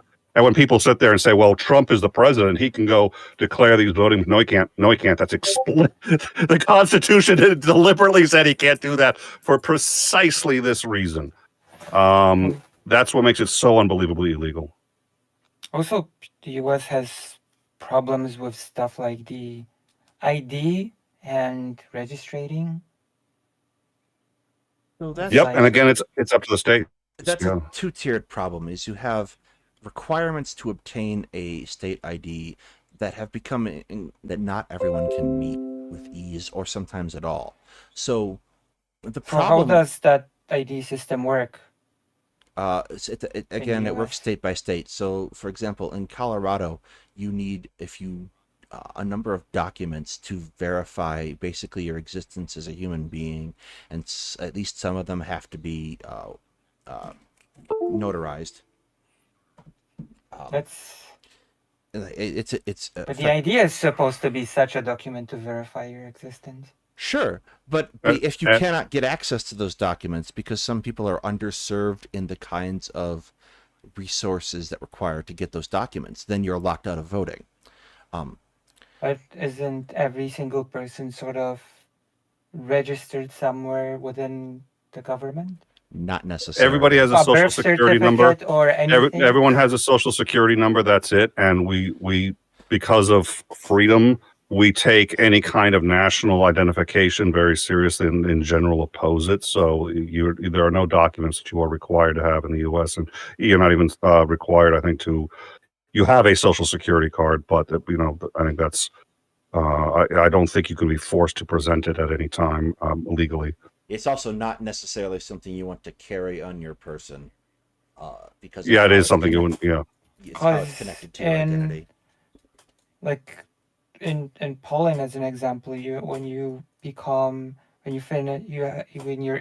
you just get an ID and you can use it to vote, and that's it. we don't have any nationwide ID. The thing about the United States to keep in mind is that we have a very uncentralized system. And this kind of gets back towards talking about the patchwork of voting systems. We have a very uncentralized system that's kind of designed with the intent of preserving a certain sense. Not necessarily. When the Constitution was written, it was kind of a very, very different time for America, and there's a certain sense of trying to bridge the gap between the Articles of Confederation and the new Constitution, and a certain amount of power that the states want to retain. That hasn't necessarily worked as well for us as we might have otherwise hoped. It's easier to think of the U.S. And the U.S. when it was first founded was intended to be more like the EU. When they said states, the idea was really almost its own country. The only thing that a state couldn't do if it was in the United States was enact foreign policy. It couldn't raise a military, and I think there was one other thing. Print the money. Other than that, there was supposed to be this huge, wide latitude. People saw themselves as from Kentucky first and from the United States second, and that's changed a lot, but that was how the Constitution was written, and that still is how a lot of people I know, and there aren't many people who think of it that way, but we still have the roots of that form of thought. So each state really is considered on some level independent, and while we're more interconnected than we've ever been, a lot of states in particular like to flex, look, we're not, we're barely part of this system here. The phrase the United States doesn't emerge in American commonly listed prior to that as these United States. And that's one of the things you note about American history is that the Civil War is kind of like America 2.0 sort of thing. That's why in American colleges, the semester dividing line between what your first and second semester of American history is the Civil War in some capacity, because you have basically a new country after that. Well, and following the Civil War, the need to basically say that we are a United States becomes front and center across many political avenues, which it really wasn't before. It really wasn't. No, it absolutely was not. And so part of this idea was to give states as much freedom as one possibly could. So when it comes to voting for the president of the United States, the federal government has no say in how that voting is done except on the day. And basically what happens is on that day, the electors come up from a state and they say, this is who our state votes for. And they have to go with those electors. But each state has its own system of how those electors are chosen. In most cases, it's pretty much just tied to the popular vote, but it can vary. And and that's where you get, like, some states will also say, well, whoever wins this state gets all the electors. And the state can do that if they want. It really screws with the vote, but if they want to, they can do that because the Constitution says. There are some exceptions, I would say. The federal government has done a great deal to make sure there are controls in place for voting in states, for the Voting Rights Act, as an example. Yes, they have. That really outlines how voting can take place and how it's done, I think, pretty cleanly in some ways, actually. I mean, until the last few years, because who knows anymore, thanks, Supreme Court, but still. But that's an example of newer things that have had to be put in place because states were really given carte blanche, and also prior to starting the Voting Rights Act of So 2019, like black people couldn't vote and all these other, and that was considered fine. If your state wanted to allow black people to vote, great. If you didn't want to allow black people to vote, that was fine. And over time, we've become more and more one country as we've instituted standards like that. What you got, Lucy? I think we broke her. Yep. so the voting system is decided by each state, yes? Yes. Now the voting system is a combination of federal So- laws that create rules around it, but within that, they do not have specificity around how it's done. It's like a weird question, but if a state decided that the candidates within a state would be decided via card game tournament, could Correct. the state do it? Yes. Okay. I actually think that's. I remember this was a discussion we that was had. I can't remember who was doing a deep dive on it. It was. Can't remember. Fuck. But it was like how crazy it can get because how the candidates get chosen. Now the state selection of candidates, everyone has to have a play. Like again, there's some federal rules around like how voting has to happen, who's allowed to vote, and who's allowed to take part. But if it's like everyone, it's how that gets like, but also the parties themselves, and it's the worst thing. Parties have no regulation anywhere. So like the Republicans could actually just choose, like by playing poker, who's going to be the presidential nominee. They can just do that totally. Or more practically, what they're going to do is what they did during 2020 and simply not have primaries. Donald Trump's your guy. True. Boop. The thing is, like, these things, there's a certain amount of institutionalization is necessary, especially during early American history. Elections were absolutely wild. There was very little standardization even inside the states. So what you get is supporters of a particular candidate giving you a ballot to vote for that did not include the opposition, for example, or something along those lines. Like it would be, it would be absolutely buck wild how elections were conducted, or that supporters would go into a tavern, buy everyone drinks, and then hustle them over to the polls to vote for their candidate. It was the Wild West of elections. Senators from each state normally were chosen by governor or voted by legislators. Actually, voters didn't vote for our Senate. As a country, we didn't do that for a very long time. I want to say until 1800-ish, maybe later. I can't remember. Math sucks. It might even be later than that.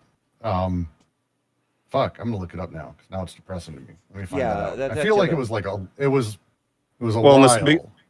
But that's because the Senate was supposed to represent the state, not the people. That's why there was 17th Amendment, 1913. Or 1913. We have an amendment about it. Yeah, there is very much the design of the Constitution. America. Insulation that people today, like, they try to go, yeah, it was all about the American people. She's like, no, it wasn't. The House of Representatives had a very limited voting pool of people with property who happened to be white. The Senate was voted for not directly. The president was sort of voted for directly, but not really because of the Electoral College. Like, a great deal of time, energy was spent in the creation of the Constitution to keep Americans from actually voting for things. 99% of Americans that you've ever met have never voted for president. The Electoral College is the only ones who vote for president. That's one of those things that's kind of bullshit to say, though. Yeah, the Electoral College has increasingly become a formality, I think, as evidenced by the fact that the very thing it was designed to do was keep men like Donald Trump from being elected. The only reason I think it's important is because people will sit there and say, well, who are these electors and how that's all you voted for. You voted essentially for electors, and then those electors go, and the electors can flip in some states. It depends on whether or not the electors are locked or not, and that's up to the states.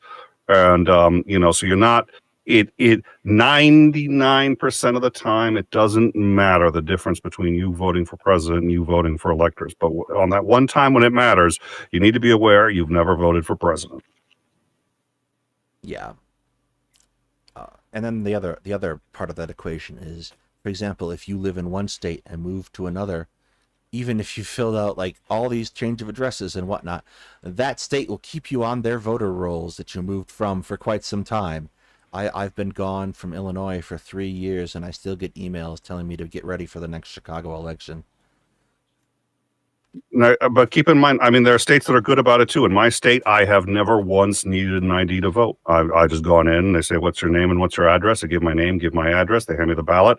I put out the ballot, put it in. Takes 5 minutes. I'm done. And I've never had a line. I've never had to wait in line to vote. We have plenty of polling places. And at least in the areas I live, there are some areas in my state that have issues with that, but it's not. We've taken it very seriously.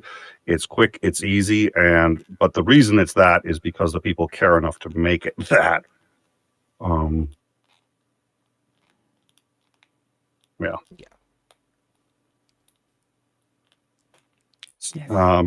Yep. So, anyways, I don't. That's why it's particularly galling when people on the right defend Trump's right to interfere, or they say, well, of course, Pence has a right to delay it. It's like, no, and they say constitutionally has the right to delay it. Find me that spot in the Constitution, because I can find the spot in the Constitution that says he doesn't. I know where that is. I know where it says explicitly the states send up the slate of electors. You cannot change it. You can't contest it. You can't sit there and say I don't like it and send it back like a bad pizza at a pizza place. You cannot do that. The states, once they've certified it, that's their electors.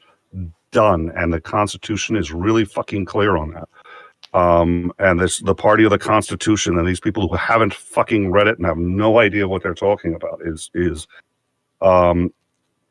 distressing to me, because it's like, how do you argue with people who don't even realize that they have no idea what they're talking about and genuinely think that saying I've read the Constitution is the same thing as actually reading it.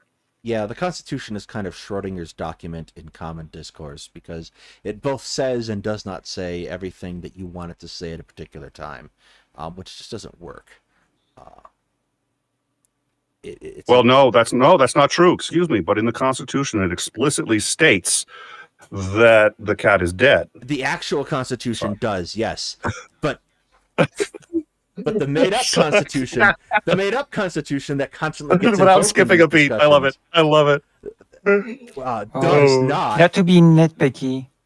Does not, because But, I get into a lot of fights, and me and all the other historians on Twitter get into a lot of fights with neo-Confederates who have fascinating views upon what the Constitution contains. That just it simply does not contain, but they will swear up and down for days over and over and over again that the Constitution gives states, for instance, the right to secede, and it's just not the case. So most states don't have I don't think it bars it, but it's barred by a Supreme Court decision, which is it's interesting, right? Because the right to an attorney is actually not in the Constitution, so it's one of the non-enumerated rights. We say it's in the Constitution, it's not really, but you can get away with saying it because once the Supreme Court says it's in there, it's okay, it's in there. And the Supreme Court has said it's in the Constitution that you can't secede, even though it's not really in there. It's an interesting.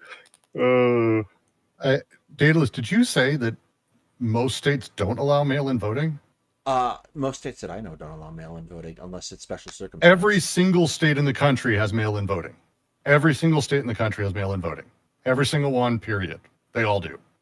Like, don't say that to people because they won't then look it up. Every single state has mail-in voting and absentee voting, period. You can't not be allowed to vote because you're not in the country, for example. They have to give you an absentee method of voting. And you can use that even if you're living in the state. I apologize. Every state has it. Absentee voting and mail-in voting are typically considered two different things. Every state has absentee voting, but like mail-in drop-off ballots, the kind of thing that we're talking about, for example, that Colorado does extensively, is not necessarily universal.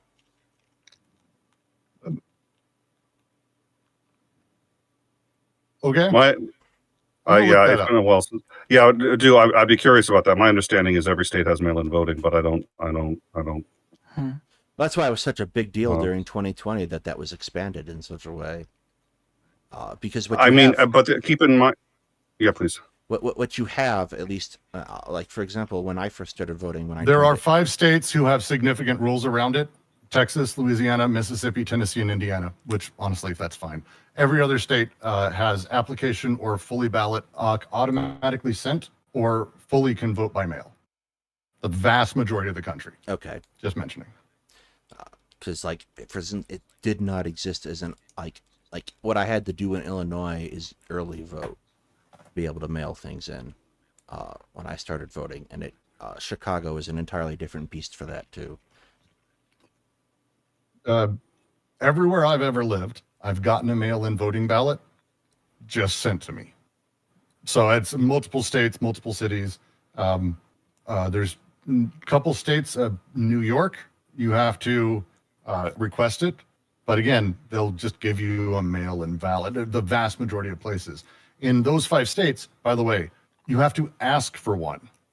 You have to have a reason to get a mail-in vote. Like, hey, I'm working that day. They'll give you one. All 5 of those states, by the way, will give you a mail-in ballot. There's no states where it's not allowed explicitly. There's no state that does that. That And would be wild. in most states, once you ask, the default is mail-in going forward. That's my understanding for most of the states where it's already considered. No, and you may be right. So Jim says the right line. COVID fucked all that up. So you may be right. Like in 2016, it was completely different. But the 2020 election and on, like it's every state has it completely allowed. And most states, it's like they just send you a ballot, or you can just go online and click a button for one. And when I say most, I mean like all but 5. And those 5, you just have to type a reason legally. Yeah, Titan sent this article from the New York Times. If you click on it, okay, Nick. Titan sent an article from the New York Times about it that shows like what it is, and like that was my understanding is there's like kind of clear definition of terms. Like so in Colorado, for example, they just send ballots to households and you drop them off. Because no one really waits in line to vote here at all. I'm not even sure where an actual polling place is in this town. Where are you? I am Ish. I was born and raised in Denver, so I'm an hour north. In the big Oh, town, okay. an hour Cool. north. You can figure it out. Denver. yeah. Well, there's a couple of them, but yeah, I know the ones. There's a couple actually. All good drinking towns. Yes, the giant college here does a good job of that.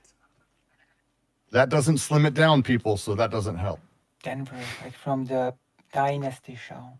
And like Colorado's also the place out west where everyone actually lives, and everywhere else is basically empty. Fair. It's the mountain cities. But like California, Oregon, Washington, and Nevada all do auto votes, auto sending because of COVID, granted. But again, I just don't, because it's important everyone vote, especially the people who are probably watching this. I absolutely want you to vote more than I want the other side to vote. So please do that. I will root for you. Thank you, Lucy. You got to get going, Nick? Yeah, I got to get going. So, in fact, yeah. Yeah, hold on. I'll be back in a second.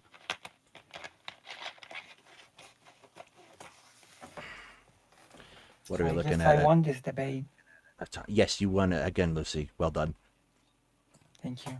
I always I do. honest to God, I have very little energy for debating after yesterday.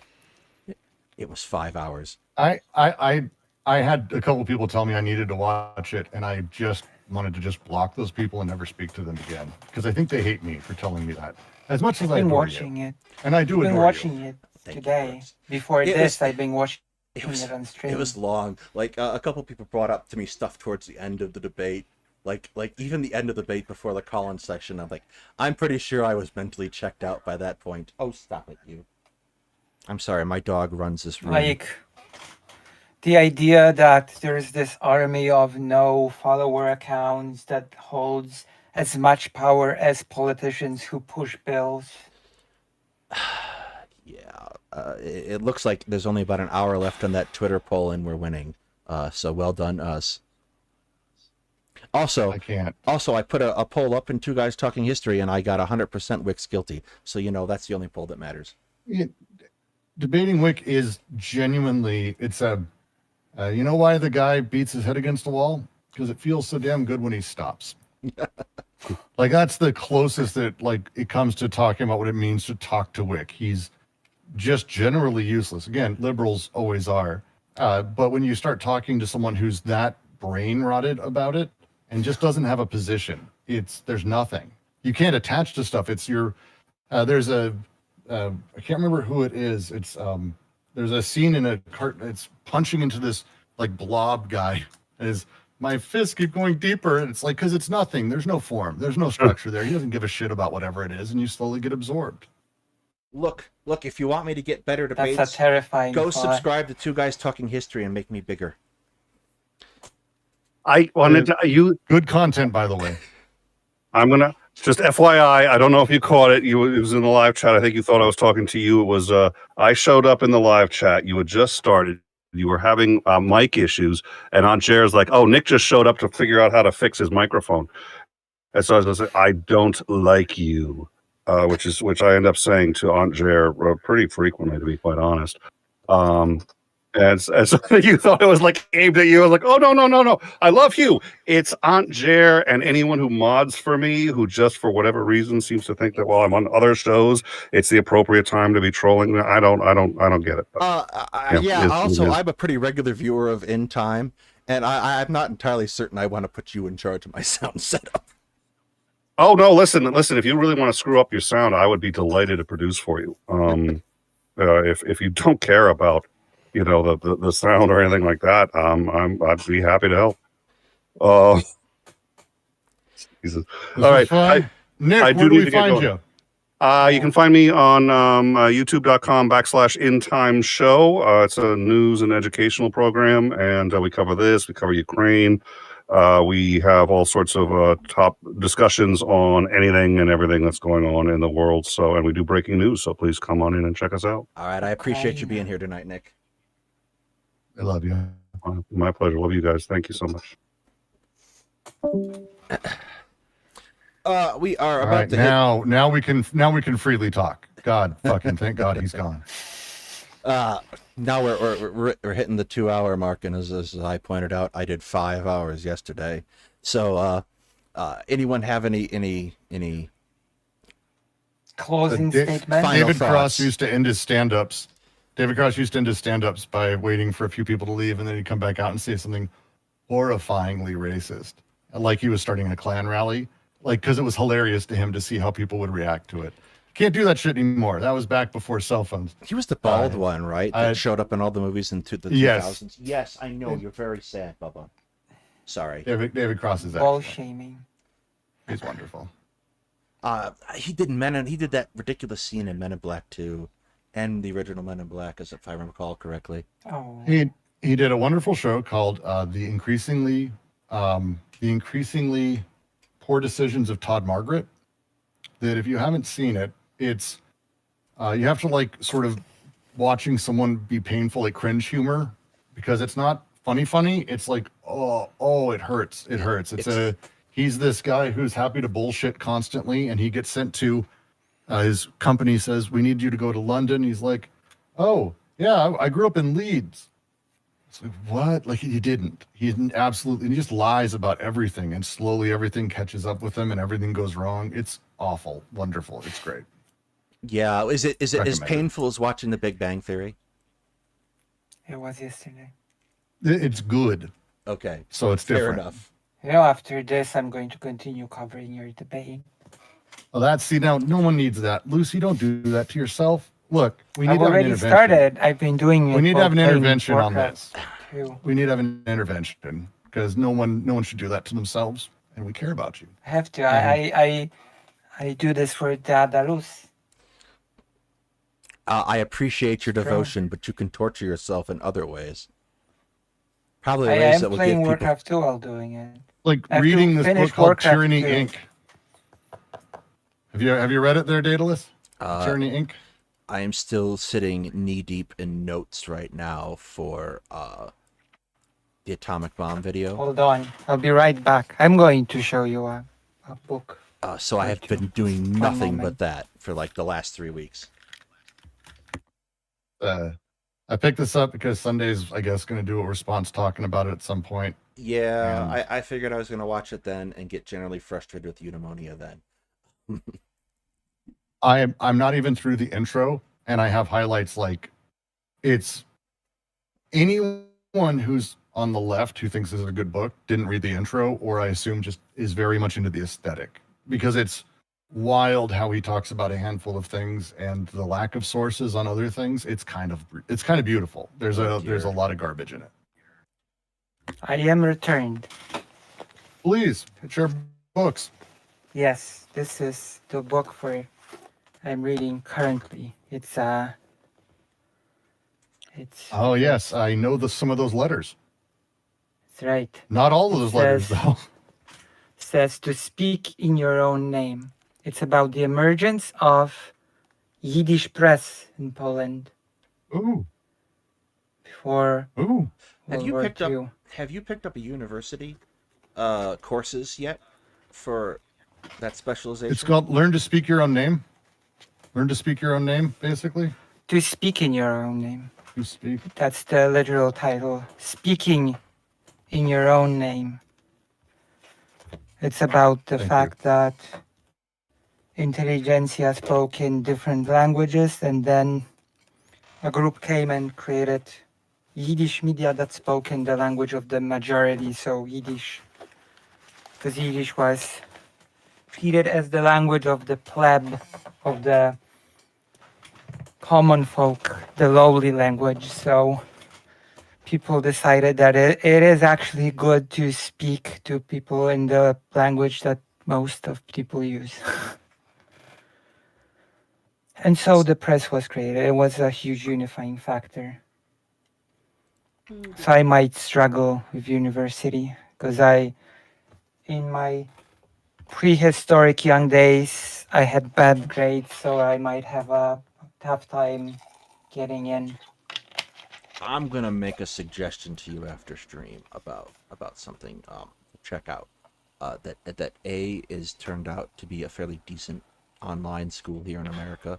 That might be worth looking at. Yeah. Is it super expensive? Would I have to beg for donations to be able to? It's a private school, so it's a bit pricey. It's SNHU in New Hampshire. Is it more than It would be very difficult. $1,000? It would be very difficult for me to talk about the cost, because what they do for students is you have a set tuition at the time you enroll, and you are locked into that tuition for your lifetime. And the way they structure it, it takes a while to finish because you're only able to do 2 classes at a time.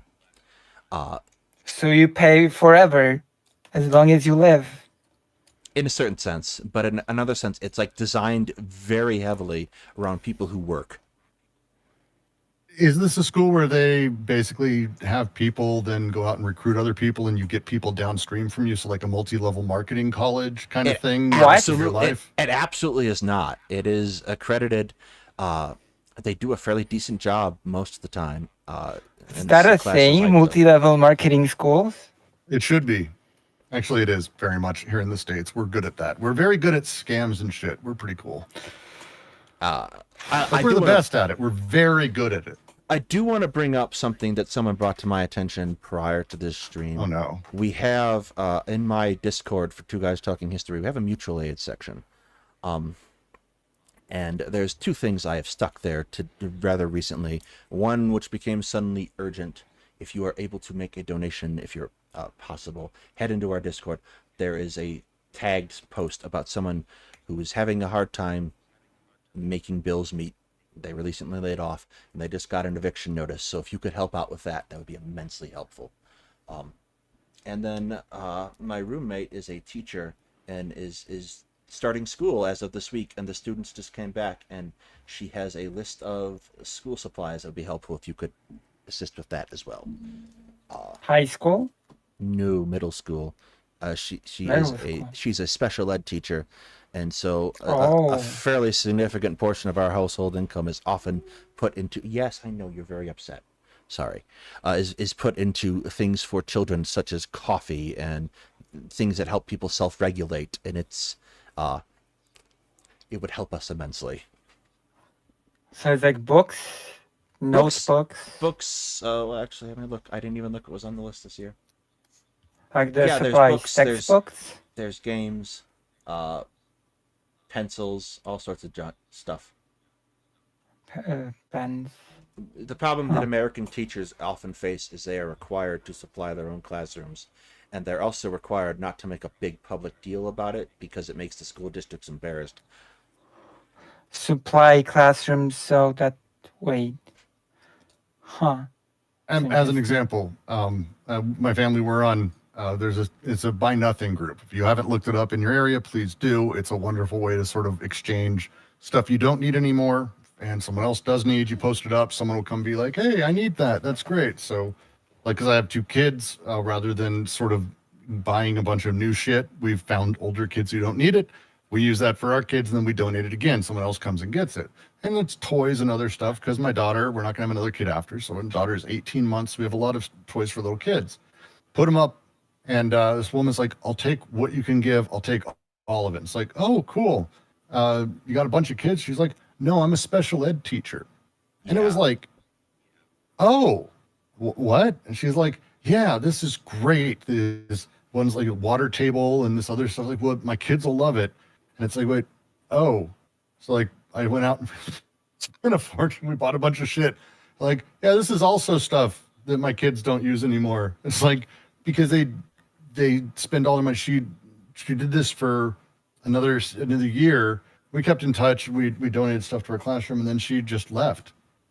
She just left. She's like, because they get paid sub poverty wages. Yes, it's Sub poverty wages. like the educational and they have ladder. to supply the class. The educational ladder is ridiculous in how much you get paid for the level of education you have to receive to become a licensed teacher, and then typically to get paid anything that resembles a living wage for what you do, you have to get a master's degree.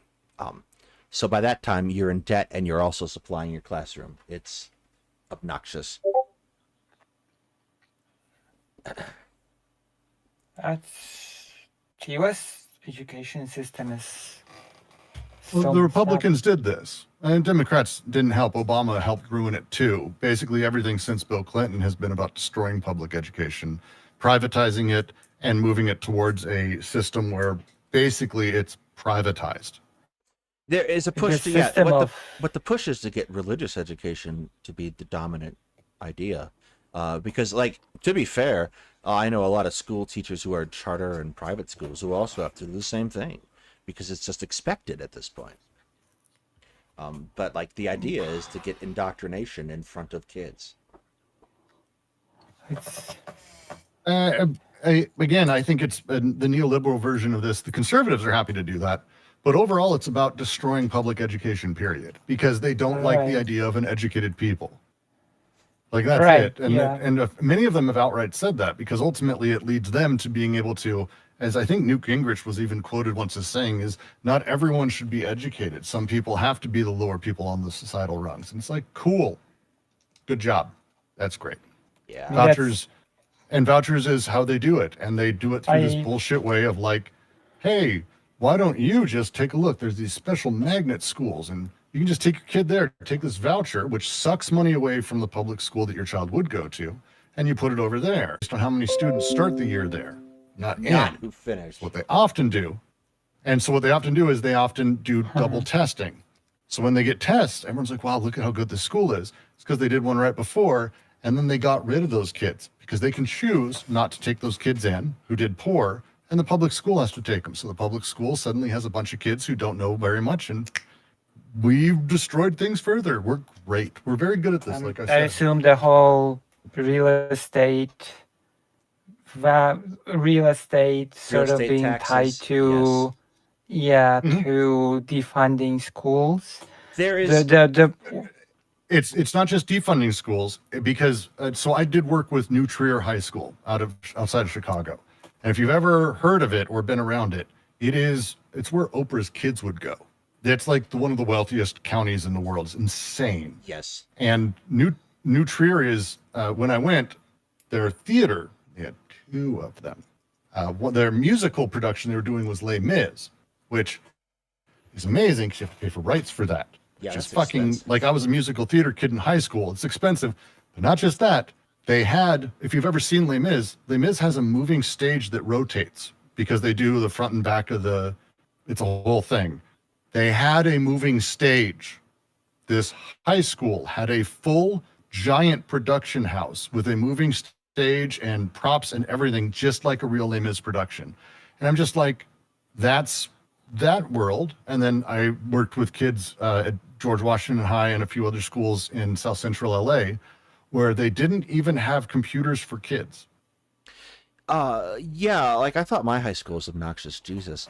The other thing I'll point out, and Brooks, you might get mad at me for this, particularly in the city of Chicago, is where I was connected with these places.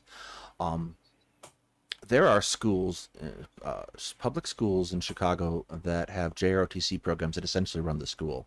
And they do an amazing job of pumping in extra money because half of it's coming from the federal government. And like when I was a senior ROTC cadet, what would happen is the government actually puts a fair bit of oversight on these programs, even in high school. So like there are inspections and officers come in and do the thing. The Army figured, well, we don't actually have to send an employed officer out to do this. We'll just send the cadets to go do the inspections and make sure everything's in compliance, the senior cadets. So I went to a couple of these where we would go and we go to see these schools, and they were doing like the Lord's work in a lot of these neighborhoods where these kids wouldn't otherwise get much help. So I know having discussions with people that a lot of people are horrified by the concept of JROTC, but it was an Well, incredibly I do think it's horrible. I do. And I think the Army's awful. I think the way that they predatorily go after poor and impoverished families and how they do that is horrifying. But it improves people's lives and their possibilities and outlook. Again, I'm not in principle in every way. Like, I don't know if I do that shit. The kids are the ones I worry about. Like, and that's what matters. And it sucks that they go through it. We put them in that position where that's the option. We should do better. I believe we should do better. absolutely. But anything to give a kid an education, Jesus. Feels like such a weird, vicious cycle. Like, for example, if kids do badly in a public school, what is the most logical solution? So there are two things that kind of happen to you post your basically required public education. Public education, not after, like in the middle of Inside it. the public Like education. when kids do badly in a public school, like in my If mind, badly, you they're would. held back a year, they you would kick them out. Well, what I mean is, you would probably fund the school more to No. help. Yeah, No, but wait. I think Lucy, you're asking what would be the better way to do Yes. it rather than the way okay. we do. Yeah. yes, Okay. yes. Well, there's a lot of issues with a lot of it. So it kind of stems from the first, which is making sure that teachers are well paid.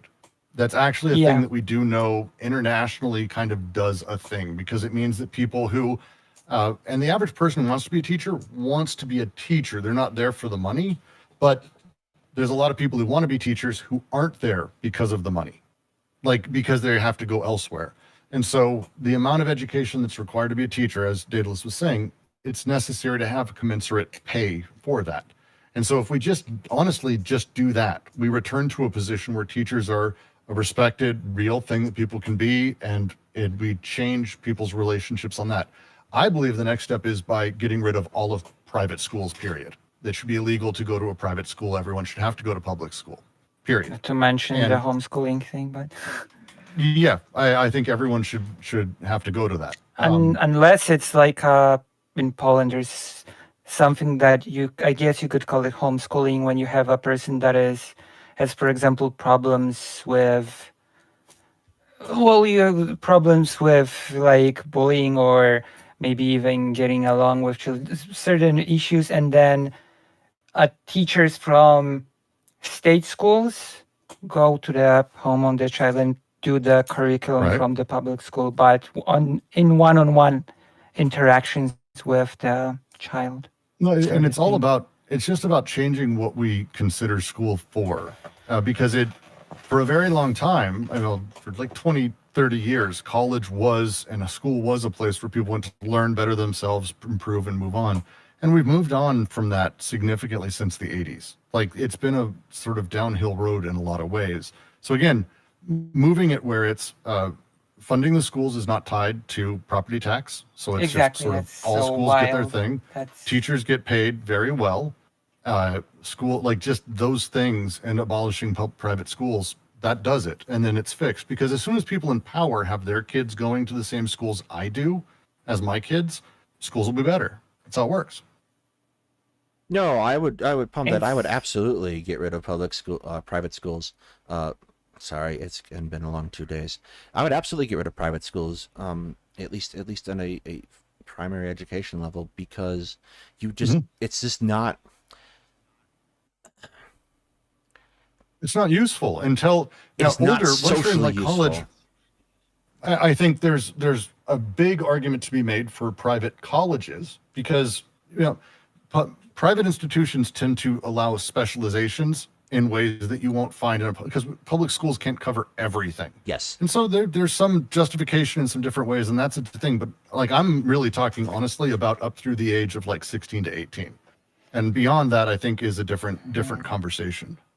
Yeah, sort of, the public school system, like, because it's incredibly regimented, doesn't really need a private system, because all you're usually doing is oftentimes adding on a class for religious studies for that school. And Correct. to be perfectly That's honest, what it is here, very much. most of the churches that you will find are going to be trying to do that for their now, I'm going to use the word parish and betray my Catholic ancestry. For parishes, anyway, they have programs like CCD where they stick the kids in school after they've already for a couple hours after they've already stuck them in church or Bible study or whatever you call it, depending on they stick the kids in school after church and tell them Bible stories until they lose their minds. So, which I contend was probably bad in my case, because CCD got me to actually read the Bible, and that's like, wait, what are we talking about here? Well, with that discussion, as always, I'm going to bounce. You guys can keep going. I've got other things to do and running around. Thank you, by the way, for having me, Daedalus. Thanks for hitting me up. This was fun. Absolutely. I And thanks will- for I'm sure I showing up, enraged just the right number of people out there in the chat. folks. It looks like mandatory it, yes. voting, mandatory voting, mandatory voting. thank you. I will debate you. All right. Yes, let's debate Wick. Get Wick in here. Let's have a talk. Oh yeah, is WIC available? Probably not. I didn't even. That's what I look want. today. I really want that. True. Now Let's do wait. it. Do it. Daedalus. Can I make my point, Daedalus? Look. Can I make my point, Daedalus? Can I make my point? Okay. Look, I'm wondering. You're saying, okay?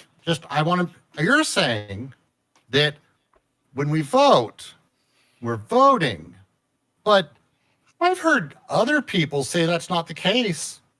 So how do you answer that? Good point. My PTSD. Thank just you. I kicked in. win.